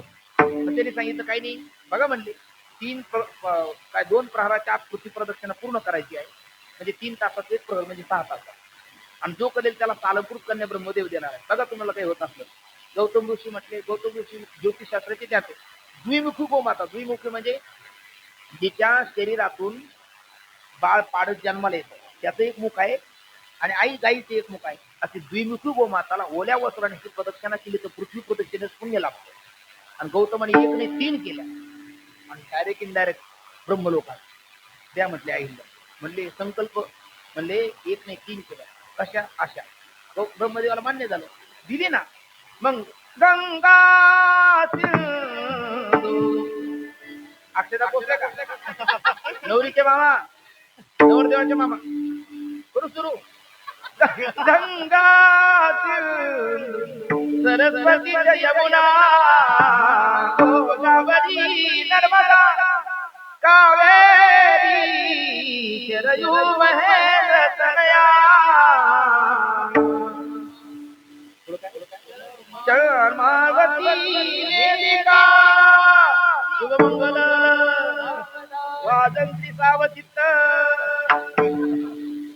ते गलबला न करणे म्हणताना इंद्र तेवढ्यात आला. इंद्र म्हण लागला, रे भटू कुठं तर तिथे होतं, मला विचारत होतं, मी याला सांगितलं नाही, कारण मला ओरटे पोरपोर झाली, याला तुम्ही दिलीत कसं काय? याने पृथ्वी प्रदक्षिणा केली नाही. पण ब्रह्मदेवाने सांगितलं शास्त्र आहे, अज्ञात ज्ञापक शास्त्र ही संशनात शास्त्री उच्चते तस्मा शास्त्रम प्रमाणते कार्यकारी व्यवस्थित ज्ञात्वा शास्त्र विधानोक्तम कर्म करतो मिहरते शास्त्र म्हणे ते सांगावे ते राज्य तृण मानावे. मी म्हणतील या मनात विषय गुरु. अरे इंद्रा, शास्त्र आहे. द्विमुखी गोमातेला पृथ्वी प्रदक्षिणा केल्याच्या नंतर पृथ्वी प्रदक्षिणेत पुण्य लाभतं, आणि या गौतम ऋषीने 3 केल्या.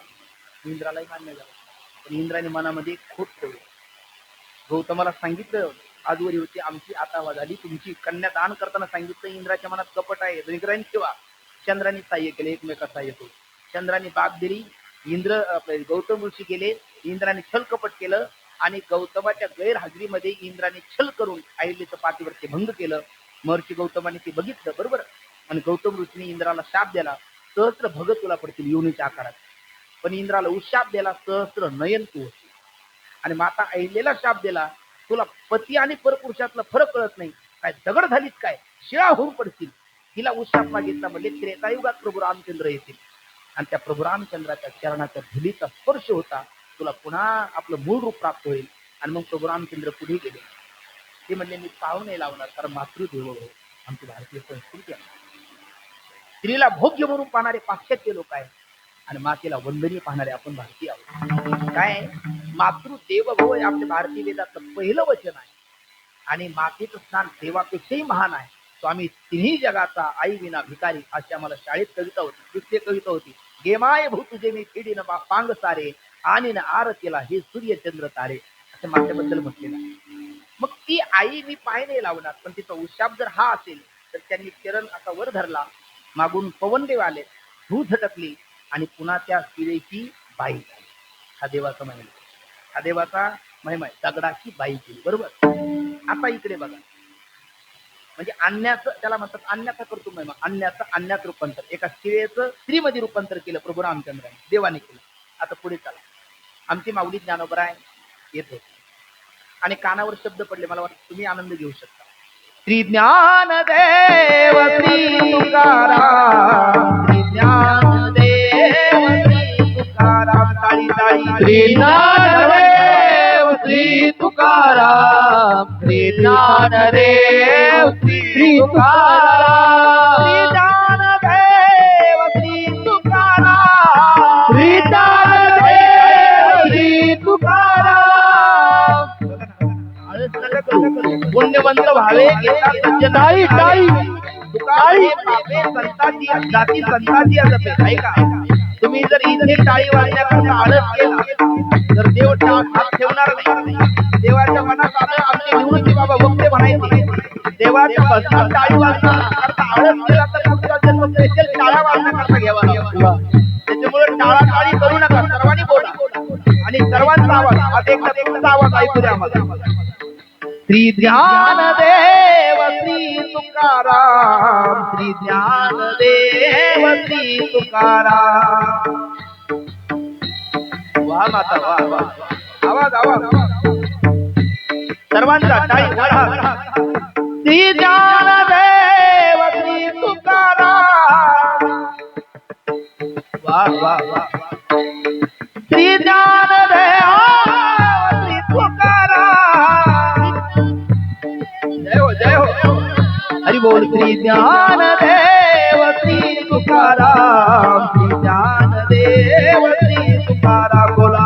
श्री ज्ञानदेव श्री तुकाराम. श्री ज्ञानदेव श्री तुकाराम. श्री ज्ञानदेव श्री तुकाराम. श्री ज्ञानदेव श्री तुकाराम. श्री ज्ञानदेव श्री तुकाराम. श्री ज्ञानदेव श्री तुकाराम. ज्ञानदेव श्री तुकाराम. श्री ज्ञानदेव श्री तुकाराम. जय हो. श्री ज्ञानदेव श्री तुकाराम. श्री ज्ञानदेव श्री तुकाराम. भगवान की जय. ज्ञानेश्वर महाराज की जय. काय झालं होतं या प्रसंगाच्या पूर्वी? ज्ञानोबा आधी करून संत मंडळी येत होते आणि आपल्याला सर्वांना कल्पना इतिहास कदाचित महिपती बाबांनी लिहिलेलं ज्ञानोबाचे चरित्र वाचलं असेल जाणत्या मंडळी. त्या चरित्रामध्ये असं झालं की एका राजाला किती कन्या झाल्या? 9 कन्या झाल्या. त्यांनी आपल्या पत्नीला सांगितलं पुढच्या वेळेला जर तू मुलाला जन्म दिला नाही तर तुला मी ठेवणार. आता येत्या माऊलीच्या हातात आहे का? तो राजा जरा थोडासा त्याचा कमी असला पाहिजे. तो म्हणायला लागला तुला जर मुलगा झाला नाही तर मी तुला पुढच्या जन्मामध्ये तुला जिवंत ठेवणार नाही. पण झाली मुलगीच. आता काय करता? पण ती दासी हुशार. ती म्हणायला लागली तू चिंता करू नको माझा आई. मुलीलाच मुलगा म्हणून वाढवायचं आपल्या दोघालाच माहिती आहे जगात जाणार नाही. मग त्यांनी मुलगीच मुलगा म्हणून वाढवली. हळूहळू ती मोठी झाली. 18 वर्षाची नाही 21 वर्षाची झाली ती कन्या. पण मुलगा म्हणून वाढवला. राजकुमार म्हणून त्याचा विवाह झाला. आणि ती दुसरी स्त्री या स्त्री सोबत आल्याच्या नंतर आता हिला वाटलं आता जर कळालं तर मग तिघाचा जीव जाणार. ही साई माझ्या आई साईन त्या आई साई. तर त्यापेक्षा मी एकटी गेली तर 3 जीव वाचतील. म्हणून तिने आत्महत्या करण्याचा निर्णय घेतला. ती जंगलात गेली. फास गळफास घेणार तेवढ्यात तिच्या कानावर हे शब्द आले. श्री ज्ञानदेव श्री तुकाराम. श्री ज्ञानदेव श्री तुकाराम. आणि हे शब्द कानावर आल्याच्या नंतर तिने विचार केला आपण जाणारच आहोत पण जाता जाता संतांचं दर्शन घेऊ. म्हणून ती आली. आणि दुःखाने मनुष्य जर एकदा बघा आपण मंदिरात जातो. आपला अनुभव बघा. मंदिरात जातो आपल्याला समजा घरची काही ओढ असली किंवा आपल्या शाळेची ओढ असली प्रॅक्टिस काही अभ्यास करायचा असला का आपण पटकन येतो. पण कधी कधी आपल्या गुरुजीने 2 फटके द्यावे किंवा आपली मनस्थिती विचित्र असावी आपल्याला समाधान नसावं मग मंदिरातून उठाव वाटतं का? मग मनुष्य मंदिरातून उठत नाही. कारण नाम म्हणे देवा चला आया विश्रांती घ्यावा या कल्पवरी. ज्ञानोबराच्या चरणावर लोटांगण घातलं. भयंकर दुःख अंतःकरणामध्ये होतं. आता माझ्यामुळे किती जीव जाणार मलाही जावं लागणार. आणि मग ती चरणावरून उठेच ना. सगळी संत समाज थांबलेला. ज्ञानोबराय म्हटले बाळा अरे उठ ना. मग ते सांगितलं मी बाळ नाही मी कन्या. ज्ञानोबराय म्हणायला लागले माझ्या सत्यवादाचे तर पवाच्या केले बहुत तर कथा महाद्वीप पातले प्रभू. मी तुला बाळ म्हटलो माझ्या विश्वास नसेल परीक्षा आमचे कळालं. मी आता खरंच मी बाळी नाही कन्या नाही तर मी पुरुषच आहे. याला म्हणतात जी निमिष वाचले देह पालटीला स्त्रीचा तो केला पुरुष उभा. आता अन्यात रूपांतर करणं याला अन्याचा कर्तुम महिमा म्हणतात. मग देवाने काय केलं? दगडाची बाई केली राम अवतार. तिला होती मनुष्य झाली ज्याची चरणाची चाली लंका दहन केली हनुमंती काट्याने. हे देवाने दगडाची बाई केली. अन्यात रूपांतर केलं. आणि ज्ञानोबरायांनी स्त्रीचं पुरुषात रूपांतर केलं. पण याच्यामध्ये विशेष देवाचा का माऊलीचा? माऊलीचा. छान. का बरं? कारण ज्या दगडाची बाई केली ती मूळची कोण होती? बाईच होती. आणि तिला तिच्या पतीचा उष्टाप होता. याचं काय पुरुषार्थ? त्याचा पुरुषार्थच आहे पण आपल्याला संताचा विशेष सांगायचा. मग देवाने बाईचीच एक बाई केली. पण ज्ञानोबरायांनी मूळ तिची स्त्री आहे. आणि कुठली सर्जरी न करता विज्ञानाची सुद्धा अक्कल तिथे बंद पडेल. कारण विज्ञानाच्या जिथे विज्ञान संपतं ना तिथून अध्यात्माची सुरुवात होते म्हणते आपण. कुठल्याही प्रकारचा स्पर्श न करताना कृपा कटाक्ष मात्राने स्त्रीचं पुरुषात रूपांतर केलं. म्हणूनही मला म्हणावं लागेल झाली बोलायाची शिमा. साधारण 3 उत्तर पाहिले आपण. पहिलं उत्तर पाहिलं होतं काय आठवते का 3 प्रश्न. त्यातलं एक उत्तर पाहिलं देवाने काय केलं जडावर. जडावर प्रभुत्व देवाचंही आहे आणि संतांचंही आहे. पण जड वर आहे, देव खाली आहे, जड खाली आहे, संत वर आहे. म्हणून झाली बोलायची क्षमा. दुसरं उत्तर पाहिलं, देवानी बैलाची धार काढली, संतांनी काढली, पण देवाचा नंदी हाडामासाचा जिवंत आहे, तो आज पाहायला भेटत नाही, आणि संतांचा पाषाणाचा आहे, तो आजही पाहायला भेटतो. म्हणून झाली बोलायची क्षमा. आणि तिसरं उत्तर पाहिलं, आता अन्याचा करतो महिमा. देवाने सुद्धा काय केलं, दगडाची बाई केली, पण ती पूर्वीची एक स्त्रीच होती. पण संतांनी काय केलं, स्त्रीच पुरुषात रूपांतर केलं. म्हणून म्हणतात झाली बोलायची सीमा. आता मलाही म्हणावं लागेल, झाली बोलायची सीमा. थोडा वेळ आहे आपल्याकडे, तर झाली बोलायची सीमा. आणि काहीचा तर पहिल्या चरणात सांगितला स्वरूप महिमा कोणाला,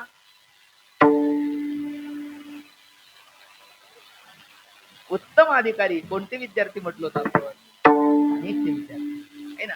मधल्या चरणात सांगितला मध्यम अधिकाऱ्याला, तो कॉमर्सच्या विद्यार्थ्याला, तो आहे शक्ती महिमा. आणि शेवटच्या चरणात सांगितलेला आहे तो आहे कार्य महिमा. तेवढा कार्य महिमा बोला शेवटच्या चरणाचा. तुका म्हणे देवा, तुका म्हणे देवा, तुका म्हणे देवा, तुका म्हणे देवा, तुका म्हणे देवा, तुका म्हणे देवा, तुका म्हणे देवा, तुका म्हणे देवा, तुका म्हणे देवा, दाची केली भाव देवा, दाची केली भाव देवा, दाची केली भाव देवा, दाची केली भाव देवा, ऐसा संतांचा महिमा, ऐसा संतांचा महिमा, ऐसा संतांचा महिमा, ऐसा संतांचा महिमा, ऐसा संतांचा महिमा, ऐसा संतांचा महिमा, ऐसा संतांचा महिमा, ऐसा संतांचा महिमा, झाली बोलायाची सीमा, झाली बोलायाची सीमा, झाली बोलायाची सीमा, झाली बोलायाची सीमा, ऐसा संतांचा महिमा, ऐसा संतांचा महिमा, ऐसा संतांचा महिमा, ऐसा संतांचा महिमा, महिमा, तुका म्हणे देवा, त्यांची केली पावे सेवा, ऐसा संताचा महिमा. काय आहे, बाकीच्या चरणाचा विस्तार करायला वेळच भेटला नाही, पण केंद्रबिंदू असतो ध्रुवपद. आपण कर्कटक घ्या शाळेचे गोलचक्र काढण्यात, त्यातला जो केंद्रबिंदू आहे तो महत्वाचा असतो, आणि त्याच्या भोवती फिरणारा पूर्ण वलय आहे. तसं आजच्या अभंगाचा केंद्रबिंदू आहे ऐसा संताचा महिमा, आणि त्याच्यातलंही महत्वाचं आहे झाली बोलायाची सीमा. ती सीमा कशी आहे हे आपण पाहिलं. आणि मग ऐसा काहीसा पहिल्या चरणात सांगितला स्वरूप महिमा, ऐसा संताचा महिमा. तिसऱ्या चरणात सांगितला शक्ती महिमा, ऐसा संताचा महिमा. आणि चौथ्या चरणात सांगितलं कार्य महिमा, ऐसा संताचा महिमा. पण झाली बोलायाची सीमा का, त्याचे उत्तर 3 आपण दिले. आपण पहिली तुलना भगवंतासोबत केली. जगात सगळ्यात महान परमात्मा आहे, आणि त्या परमात्मा सुद्धा ज्यांच्या पुढे लहान ठरतो, म्हणून झाली बोलायाची सीमा. पण मग त्यांची सेवा केली, देवाला पावे, म्हणून झाली बोलायाची सीमा. कीर्तिपर्वता अवघी पायापे सगळं त्यांच्या चरणाचा वास करतात, म्हणून झाली बोलायाची सीमा. वेदांत सांगतो मोक्ष ज्ञानाने प्राप्त होतो, पण इथे संतांच्या आलिंगनाने प्राप्त होतो, ऐसा संताचा महिमा, म्हणूनही झाली बोलायाची सीमा. पण तुम्ही म्हणाल काही जाणते श्रोते असतात, नाही प्रतिज्ञा मात्रेने वस्तू सिद्धी, किंतु लक्षणा प्रमाणाभ्याम वस्तू सिद्धी. निश्चित झाली बोलायाची सीमा म्हणून आम्ही ऐकणार नाही, ते लक्षणाने प्रमाणाने सिद्ध करून द्या. झाली बोलायाची सीमा का, संतांचा महिमा. आणि संतांची सेवा केल्याच्या नंतर देवाला सुद्धा त्यांची सेवा प्राप्त होते. माझी संस्था म्हणजे आमचे सगळ्याच गुरुबंधू गुरुनाम गुरु स्वानंद सुखनवशी सद्गुरू योग. मी मागच्या वर्षी आपल्याला बोललो, जगाच्या पाठीवर अशी संस्था खरंच नाही जिथे विद्यार्थ्याला फी नाही, शिक्षकाला पगार नाही. आणि पोटभराचं ज्ञान तर जगात कुठेही बघतात. मरणमारी विद्या जिथे भेटते ते संस्था म्हणजे गुरुनाम गुरु स्वानंद सद्गुरु जोग महाराजांची संस्था. त्या संस्थेमध्ये जिथे विद्यार्थ्याला फी नाही आणि शिक्षकाला पगार नाही, त्या संस्थेचे एक अध्यापक आहे ज्यांना उभा महाराष्ट्र ओळखतो, ते म्हणजे सद्गुरु मोठे माऊली. त्यांचं नावच आहे मोठे. त्यांचं अंतकरण खूप मोठं आहे, सगळ्या जगाला सामावून घेतील इतकं त्यांचं अंतकरण मोठं आहे. माऊलीने म्हणावं, विश्वची माझे घर, आईची मती जायची स्थिर सिंहहुना चराचर आपणच झाला, असं माऊलीने म्हणावं. आणि माऊलीने केलेलं डोळ्यांनी पाहावं असं जर तुम्हाला वाटत असेल तर आळंदीला यावं. आणि आळंदीला येऊन जोग महाराज वारकरी शिक्षण संस्थेच्या मागचे त्या टेंभुरकर गल्लीत जावं आणि तिथे एक छोटस बिल्डिंग आहे, तिथे एका खोलीत पाहावं, की तुम्हाला प्रत्यक्ष पाहायला भेटेल का माऊली जे बोलतात वसुधैव कुटुंबकम, तर ते माऊलीकडे पाहावं. आणि त्या माऊलीने सांगितलेली गोष्ट आहे. माऊलीने गोष्ट सांगितली का त्यांची सेवा केली देवाला प्राप्त होते. गोष्ट ऐकण्यासारखी, सगळ्यांनी ऐका. एक वारकरी असतात, होईन भिकारी भिकार पंढरीचा वारकरी, पंढरीचा वारकरी होईन भिकार, टाळी वाजवावी बुढी उभारावी, मांडवी चालावी पंढरी. खांद्यावर पताका, गळ्यामध्ये टाळ आपली पडीची घेऊन दरकोस दरमुकाम शुद्ध वद्य अशी आळंदी पंढरीची ती वारी करायची. आणि ठरलेली घर, ठरलेल्या मुक्कामस्थान एक पाटलाच्या घरी ते थांबायचे. आपल्या फलटणच्या आसपास जाताना येताना त्यांच्याकडे थांबायचे. पाटील भाविक होते, ऐका बघा. आणि पाटील भाविक असल्यामुळे साधू संत येते घरा मागचे पुढचे दारे बंद करा, ते भाविक नसतात. ते भाविक नसतात, भाविक ते असतात. साधू संत येते घरात, ते दिवाळी आहे ना. दसरा आणि दिवाळी सण दोन आहे, पण एकाच वेळेला पाहिजे असेल तर संत घरी आले ना तर एकाच वेळेला ते दोन्ही सण होतात. आले लगेच आगतम स्वागतम सुस्वागतम झाली संतासी आसने, झाली संतासी आसने, पूजा करी काया वाचा मने, पूजा करी काया वाचा मने, एका जनार्दनी जाणे, एका जनार्दनी जाणे, इच्छिले ते पुरवी, इच्छिले ते पुरवी, पुरवी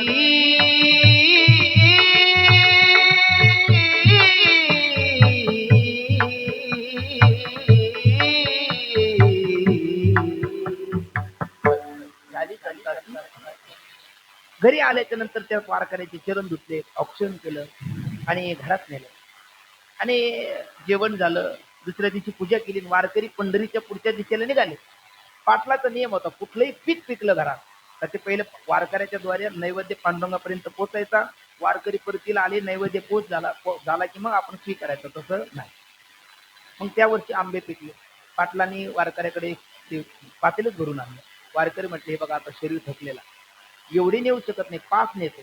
पाटील म्हणले 5 काय 5 काय, नैवेद्य असते, 5 घेऊन. वारकरी गेले. पण वारकऱ्याचं भाग्य असं असतं, आम्हा लोकांचं आपल्याला माहिती आहे, कधी कधी इतकं काही असतं काय काय खावं, कधी कधी असं असतं काय खावं, नाही की नाही. म्हणजे असा प्रकार. पण वारकरी कसे असते, ठेवले अनंत तैसीचे राहावे चित्ते असू द्यावे समाधान, कारण वाहिल्या उद्वेग दुःखाचे केवळ भोगण्याचे फळ. वारकरी म्हटले, पांडुरंग काहीतरी आपली परीक्षा पाहत असते, कारण स्त्रियांची बहुविधी आणि भवंती. 2 दिवस झाले, 3 दिवस झाले, पोटात अन्नाचा कण नाही, शरीर घोळ आली, चक्कर येऊन खाली पडले. कोणीतरी रस्त्याने टाकलं, तोंडावर पाणी मारलं, थोडंसं पाणी दिलं. ऐका, वारकरी पाणी पिले, जीवात जीव आला. पण वारकऱ्याचं शरीर साथ देणं, आता उठून बसण्याचं त्राण नाही आणि अगदी वाकरीच्या जवळचा प्रवास आला. काय करू, पोटात तर अन्नाचा कण नाही, तर पांडुरंगापर्यंत नैवेद्य पोचणार नाही, मग काय करावं. पण आतून आवाज आला, काय करावं. वारकऱ्याच्या मनात आलं, 2 आपण खाल्ले तर जाता येईल आणि देवापर्यंत नैवेद्य पोचेल, कारण नाही गेलं तर एकही जाणार नाही. आणि आतला आवाज आपल्याला बोलत असतो, कुणाला तरी विचारण्यापेक्षा आपलं मन आपल्याला सांगत असतं. वारकऱ्याने काही हरकत नाही, असं आतून एरवी सर्वांच्या हृदय दिसते मी अमुक आहे, आईची ज्योतिषी असं निश्चित वस्तू करणे, आतून हृदय रामच बोलला ना. आणि 2 आंबे खाल्ले, 3 देवाला दिले. एकादशीचं काय ते नगर प्रदक्षिणा केली, 9मीला, 10मीला आपलं स्नान दिंडी प्रदक्षिणा केली, एकादशीला कीर्तन, द्वादशीला पारणं सोडलं, पुन्हा आले, पाटलाच्या घरी आले. ऐका, पाटलाच्या घरी आल्याच्या नंतर पाटलाच्या स्वप्नामध्ये 5 वाजता पांडुरंग आले. त्या दिवशी आमची माऊली म्हटली होती, त्या दिवशी बऱ्याच पाटल्या स्वप्नात भूतच येतात, कारण पाटणं काय काय देव स्वप्नात येण्याकरता वारकऱ्याची सेवा करायला लागते, श्रद्धा असावी लागते, भक्ती असावी लागते. त्याला नवान्न बते ज्ञानम, श्रद्धेने सेवा केल्यामुळे पांडुरंग परमात्मा स्वप्नात आले आणि पांडुरंगाने सांगितलं, पाटील तुमचे 2 आंबे आम्हाला प्राप्त झाले, खूप गोड आहे. वारकरी पाटील म्हणतात, मनात आपण 5 दिले होते, 2 प्राप्त झाले, पण नैवेद्य पोचलं ना, 2 कोणी पोचले, आनंदाची गोष्ट आहे. पाटलांनी समाधान मानलं आणि पहाटे 8 वाजता वारकरी आले. लगेच पुन्हा घाली संतांची असली सगळी सेवा केली, इकडलं तिकडलं बोलणं झालं आणि जेवून उठल्याच्या नंतर म्हणले, पाटील म्हणायला लागले, अहो आता बघा ते बायकून लगेच आंबा आणला, आता नैवेद्य पोचलेला आहे. पण घेण्या अगोदर पाटलाने विचारलं, आमचा नैवेद्य हो पोचला म्हटले. पांडुरंगाला पोचला, पण थोडीशी गडबड झाली, पोटात काही त्राण नव्हता आणि मग तुमचे 5 पैकी एकच जाणार नाही म्हणून मी 2 खाल्ले 3 देवाला दिले. देवाने किती सांगितले? देव 2 सांगितले आणि वाडी करू किती सांगतात? 3. पाटील म्हणायला लागले, वारकऱ्याला लबड बोलायचं होतं, ते काय मुळे करता का? पण एकदम बोलले नाही. पाटील म्हणायला लागले, वारकरी बाबा चांगला आठवा बघू, तुम्ही देवाला 3 दिले का 2 दिले? तर वारकरी म्हणायला लागले, का हो पाटील, आमचं बोलण्यावर तुम्हाला काही संशय आहे? म्हणजे वारकरी बाबा तसं नाही, संशय म्हणजे थोडा आणखी नाही, पाप संशय आपला विनस्थिती, संशय पापात ना, हे सगळं खरं, पण काय आहे, पांडुरंग परमात्मा आमच्या स्वप्नात आहे. मग त्याने सांगितले 2 आंबे पोचले, तुम्ही 3 सांगता. वारकरी बाबा रागू नका, पण मग तो लाभाड का तुम्ही लाभाड? पाटील भटले अंतकरणाने बोलून गेले, भाबड्या अंतकरणाने. वारकरी उठले, पायात काढले, हे पाटल्या रागवले मला वारकरी, म्हणजे तो लाभाड असेल, आपण नाही, आपण 3च दिले, थोडाच दिन म्हणले का तुझ्या घरी येतो म्हणजे काय काही बोलतोस का? बोलले वारकरी, कारण वारकरीला सण सण होतो, खोटा आळ कसा सण होईल, आणि खोटा आळ सण करतो तो वारकरी कसला? वारकरी म्हणायला लागला, असं बोलायचं. अरे पाटील तर कसं ऐकून घेऊ, सांगणारा खालच्या आईचा गणपत होता, अरे जगाचा बाप होता ना पांडुरंग, ज्याने विश्व निर्मिले आणि त्यांनी स्वप्नात सांगितलं. पाटील म्हणाले, वारकरी बाबा रागू नका, एक दिवस पुन्हा थांब, बघू देव काही सांगतात का? वारकरी म्हणायला लागले, सप्ताह करतो, 1 दिवस 8 दिवस थांबतो, पण पाटीलने 3 दिले, 2 थांबले. पारा रात्री पडले. पाटील काही वाईट अभद्र स्वप्न करून मृत्यूची वटेवर ज्ञानेश्वरी विचारला, रामकृष्ण हरी नामचिंतन देव आदल्या दिवशी 5 वाजता आले होते, त्या दिवशी 1 तास अगोदर 4 वाजता ब्रह्ममुहूर्त. पाटील पाटील पाटील दस्तून उठले स्वप्न, देवा काय काही नाही सांगून पुन्हा पुन्हा, पण राहत नाही, तुमचे 2 आंबे आपल्याला पावले, खाऊन आनंद वाटला, प्रसन्न वाटला, हा हा काय काय काय गोड. पाटील म्हणाले, सगळं करतो, आपल्या इथे भांडण लागण्याची वेळ आली. म्हणजे अहो तुम्ही सांगता 2 पावले, वारकरी सांगता 3 दिले, माझं तुम्ही लावर का वारकरी लावर? बरं ते वारकरी माझ्यावर भडकले, तरी पण मला पायाचं दाखवलं. तर काय करा देवा? देव सांगायला लागले, पाटील ऐका, वारकरी सांगतात ते 100% बरोबर आहे. म्हणले, देवा तुमचं म्हणजे आपलं शिव मात्र चुकीचं नाही. तुम्हाला वारकरी सांगतात ते 100% बरोबर आहे, आपलं शिव मात्र चुकीचं नाही. म्हणले, देवा हा काय प्रकार? हे खरं कोणाचं? म्हणजे असं आहे, वारकरी म्हणतात ते बरोबर आहे ना, आपलं चुकीचं नाही. अहो म्हणले, पण देवा हे सत्यमेव जयते, भारतीय संविधान सत्य 4 नसतं, सत्य एक असते. सत्य संकल्पाचं म्हटले, पण सत्य 4 नसते, एकच. अहो म्हणले, तुम्ही प्रश्न काय विचारला, तुम्हाला किती पावले? म्हणजे हो, आम्हाला 2 पावले. म्हणजे जे वारकऱ्याने खाल्ले ते आम्हाला पावले, वारकऱ्याने खाल्ले ते आम्हाला पावले, आणि तुमच्या चरणावर ठेवले ते म्हणजे पुजाऱ्याने हडप केले, ते आम्हाला कुठं पावले? ते पुजाऱ्याने हडप केले ते आम्हाला पावले नाही.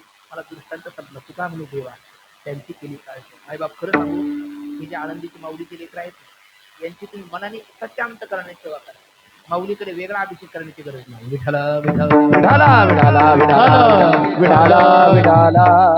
आणि मी घर पाहिलेली आहे, मधुकरीला आम्ही जायचो ना, लेकरू रडत असायचो, लेकरू रडायचं, पण ती आई कोय माझी मधुकरी, लेकरू रडायचं, आपले ते घेणं वडगाव घेणं कोय, तर ते आई ती भाकरी द्यायची नाही, ती म्हणजे बाळा खा तू रड म्हणले थोडा, पण मी माऊलीचं नैवेद्य पोचल्याशिवाय तुला देणार नाही. काय श्रद्धा या आणि खरं सांगा, यांना काय भेटणार ते माऊलीची का कृपा होणार?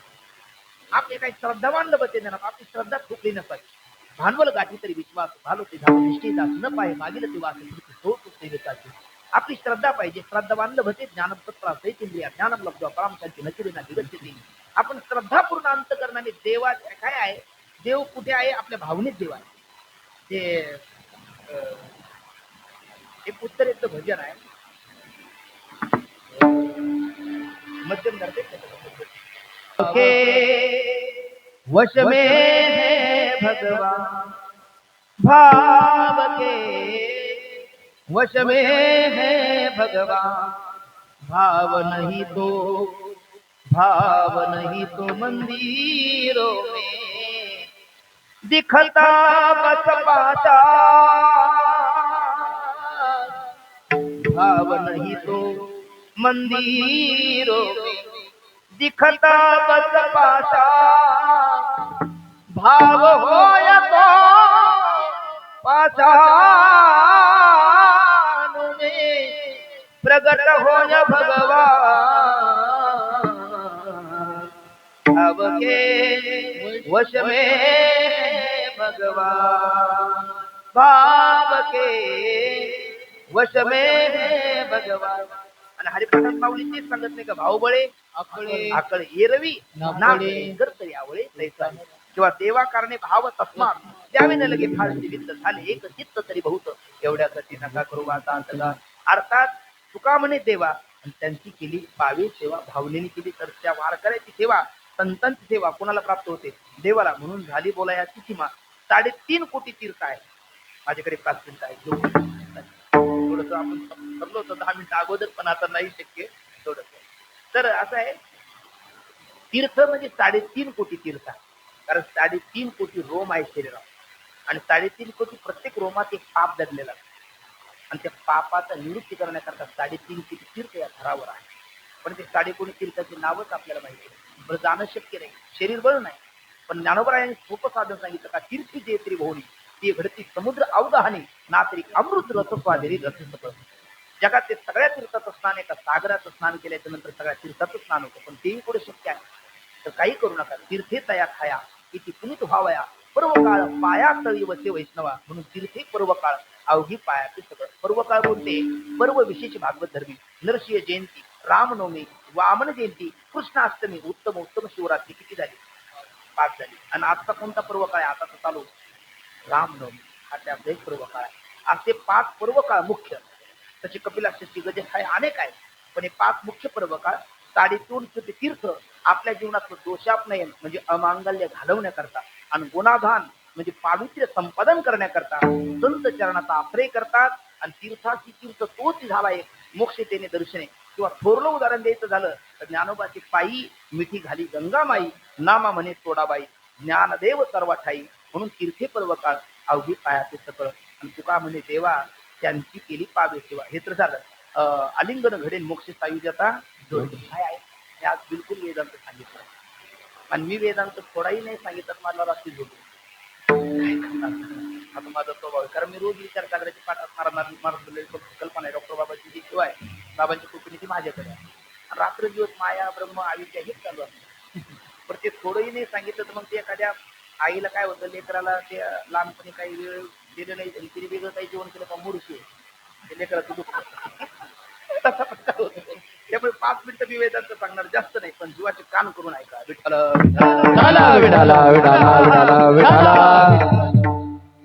असं आहे झाली बोलायाची सीमा. त्याच उत्तर देतो. 2 शब्द आहे. एक महिला ज्यांना ठेवतील एक पुरुष ज्यांना ठेवतील पटकन बोलतील. जेवढ्या कमी वेळात तुम्ही बोलाल तेवढ्या पटकन आपल्याला सुट्टी आहे. एक शब्द आहे अनिर्वाच्य आणि दुसरा शब्द आहे अनिर्वचनीय. काय अनिर्वाच्य जय हो अनिर्वचनीय बोलायचं ना काय काय अनिर्वचनीय अनिर्वचनीय अनिर्वाच्य.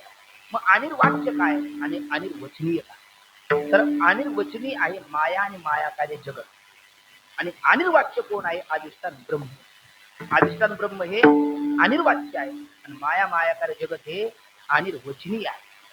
आता अनिर्वचनीय कशाला म्हणतात ज्याला सत म्हणता येत नाही ज्याला असत म्हणता येत नाही आणि ज्याला सदसत म्हणता येत नाही त्याला अनिर्वचनीय असं म्हणतात. आता सत कशाला म्हणतात सत्तेत न बाध्येत. असत कशाला म्हणतात असत्तेत न प्रतीयेत.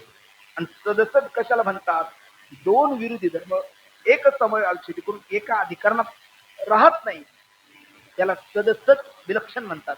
मग ब्रह्म परमात्मा देव आत्मा किंवा ब्रह्ममूर्ती संत झाली बोलायची माहिती ना असे संत हे कसे आहेत ते स्वतःहून विलक्षण आहे. स्वतःहून विलक्षण आहे स्वतःहून विलक्षण आहे. पण संत हे अनिर्वचनीय नाही. संत हे तुमचा शब्द अनिर्वाच्य आहे. आणि माया माया कार्य जगत हे सतत विलक्षण अनिर्वचनीय आहे. कारण या जगताला सत म्हणावं तर याचा ब्रह्मज्ञानाने बाध होतो. या जगताला असत म्हणावं तर याची का प्रसिद्धी येते आणि याला सदसत म्हणावं तो 2 विरोधी धर्म एका अधिकरणात राहत नाही. मी जर एकदम हसायला लागलो आणि तुम्ही बोललात महाराज एक तर हसून घ्या नाहीतर बोला. मग मी शांत झालो. काय झालं हसायला? मग मी म्हटलं मी 5 वर्षाची म्हातारी पाहिजे. तुम्हाला खरं वाटेल काय? ते म्हटलं की तिकडे नका करू, काय बोल असं म्हणलं लागलं. खरं खरं आहे तुमचं, कारण 5 वर्षाची म्हातारी असणं शक्य नाही. खरं सांगा, म्हातारी 5 वर्षाची असते का? हे बघा ती गुळी गुळती आजी माझ्याकडे चांगली टूळ टूळ पाहिजे. आधी पटकन बोलायचं. म्हातारी 5 वर्षाची असते का? ते म्हणते, बाई मलाच नाही माहिती.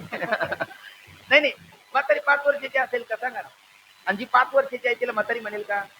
काय तुम्ही लबाड बोलता? नाही म्हणता बोलता. ते आजी 5 वर्षाचे नव्हते. आजी 5 वर्षाचे नव्हते का? होते की नाही तुम्ही कधीतरी 5 वर्षाचे आहे की नाही? बरं, जी 5 वर्षाची ती मध्ये कोरोनात गचकली नाही तर म्हातारी होणार नाही का? होईल की नाही? मग म्हातारी 5 वर्षाची असते की नाही? म्हातारी कधीतरी 5 वर्षाची होती, आणि जी 5 वर्षाची होती ती मध्ये जरी गेली नाही देवा घरी, घरीच राहिली तर ती काय होणार आहे? म्हातारी. पण तरीही तुमचंच बरोबर आहे, कारण ज्या वेळेला ती 5 वर्षाची आहे त्यावेळेला म्हातारी नाही, आणि ज्या वेळेला म्हातारी आहे त्यावेळेला 5 वर्षाची. त्यालाच म्हणतात विरोधी धर्म एका ठिकाणात राहतो.